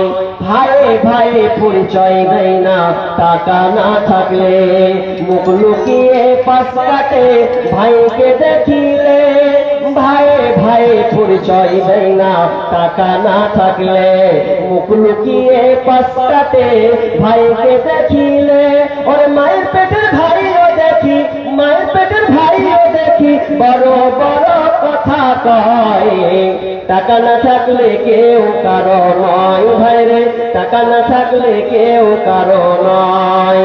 টাকা পয়সা মা বাবারে দিতে পারলে কামায়, বুকে করে টেনে লইয়া আদর করে যায়। ওই টাকা পয়সা মা বাবারে দিতে পারলে কামায়, বুকে করে টেনে লইয়া আদর করে যায়। ওরে টাকা না দিতে পারলে, ওরে টাকা না দিতে পারলে মা বাবাও দূরে রায়। টাকা না থাকলে কেউ কারো নয় ভাইরে, টাকা না থাকলে কেউ কারো নয়। ওরে টাকা থাকলে শ্বশুর বাড়ির আদরের জামাই, হতে পারো শালা শালির প্রিয় দুলা ভাই। ওরে টাকা থাকলে শ্বশুর বাড়ির আদরের জামাই, হতে পারো শালা শালির প্রিয় দুলা ভাই। ওরে টাকা দিয়া সম্মান করিতে, টাকা দিয়া সম্মান করিতে না করিতে কোনো ভয়। টাকা না থাকলে কেউ কারো নয় ভাইরে, টাকা না থাকলে কেউ কারো নয়। বউরে দেখি স্বামীরে কত ভালোবাসে, টাকা থাকলে গলায় দেখি সোনার চেন নাচে। ওরে বউরে দেখি স্বামীরে কত ভালোবাসে, টাকা থাকলে গলায় দেখি সোনার চেন নাচে। আরে টাকা হাতে পাইলে, ওরে টাকা হাতে পাইলে বউয়ের সেরা জামাই হয়। টাকা না থাকলে কেউ কারো নয় ভাইরে, টাকা না থাকলে কেউ কারো নয়। ওরে টাকা ছাড়া এই দুনিয়ায়, টাকা ছাড়া এই দুনিয়ায় কেউ দেয় না আপন পরিচয়। টাকা না থাকলে কেউ কারো নয় ভাইরে, টাকা না থাকলে কেউ কারো নয়। ভাই আমি শেষ করে দিব, আর খুব জোরে 5টা মিনিট আছে। আল্লাহর রাস্তায় বলুন, আপনি দিলেন আপনার সম্পদ আপনারই থাকবে। আর একজন ভাই দিয়েছেন 200 টাকা। আমি একটা 10,000 টাকা আবদার করেছিলাম, এখন পর্যন্ত একটাও পেলাম না। আর কমিটির কাছ থেকে ইশারা ছাড়াও পেলাম না। তো খুব আবদার, খুব চাহাত ছিল যে আপনাদের এই মাদ্রাসার পক্ষ থেকে একজন মানুষ 10,000 টাকা দিবেন। আমি আপনার কাছে নগদ চাইনি, আপনার কাছে চেয়েছিলাম আপনি আস্তে আস্তে কিছু কিছু করে দিয়ে আপনি 10,000 দিবেন। আর একজন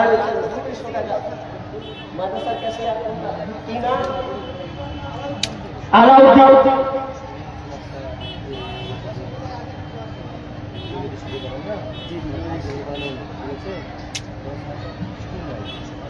উনি দেখছেন অসুস্থ আছেন, হাত ভেঙে গেছে। 10,000 টাকা আবদার করে উনি আবার ঝোঁকে এখানে 10,000 করে দিলে, বলে যে আপনি দিয়ে দিন নাকি আবদার করছে।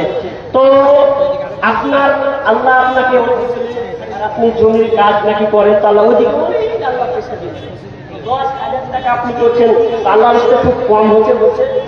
আল্লাহর রাস্তায় আপনি কত দিতে পারবেন বলেন? ঝোঁকে পেয়ে 10,000 টাকা দিয়ে দিচ্ছেন, কিন্তু আপনি দিতে পারবেন আশা করছি। আল্লাহ আপনাকে মান দিয়েছেন, আল্লাহ আপনার সম্মান দিয়েছেন, ইজ্জত আশা করছি আপনি দিতে পারবেন। তো কমপক্ষে আপনি 15,000 আচ্ছা কম হয়ে গেল, আমি চাইছিলাম 30,000 টাকা দিব। জি রাখেন, আল্লাহ আপনার আরো বেশি পাবেন আপনি। জি আচ্ছা যাকে 15 যখন হয়েছে তাহলে আর 5, জি ইনশাআল্লাহ, জি আর 5 20 আপনাকে আর কিছু বলছি। আচ্ছা সন্তুষ্ট ইনশাআল্লাহ লিল্লাহি তাকবীর, আল্লাহু আকবার। ভাই 10 থেকে করতে করতে 20 তো হলো। যাক আমি ভাবছিলাম 9,000 পাবো।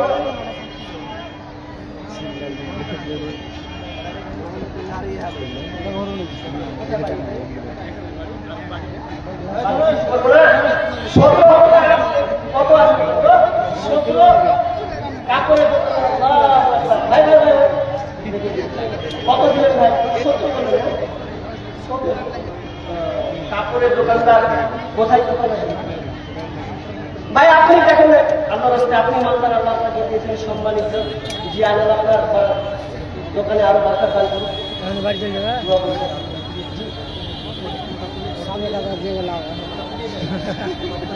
আচ্ছা 17 হয়েছে যখন আপনি কিনা জোড়াটা হয়ে যাবে, পুরো জোড়া হয়ে যাবে, পুরো জোড়া। জি পুরো জোড়া বেশি জোড়া 20। আচ্ছা যাই হোক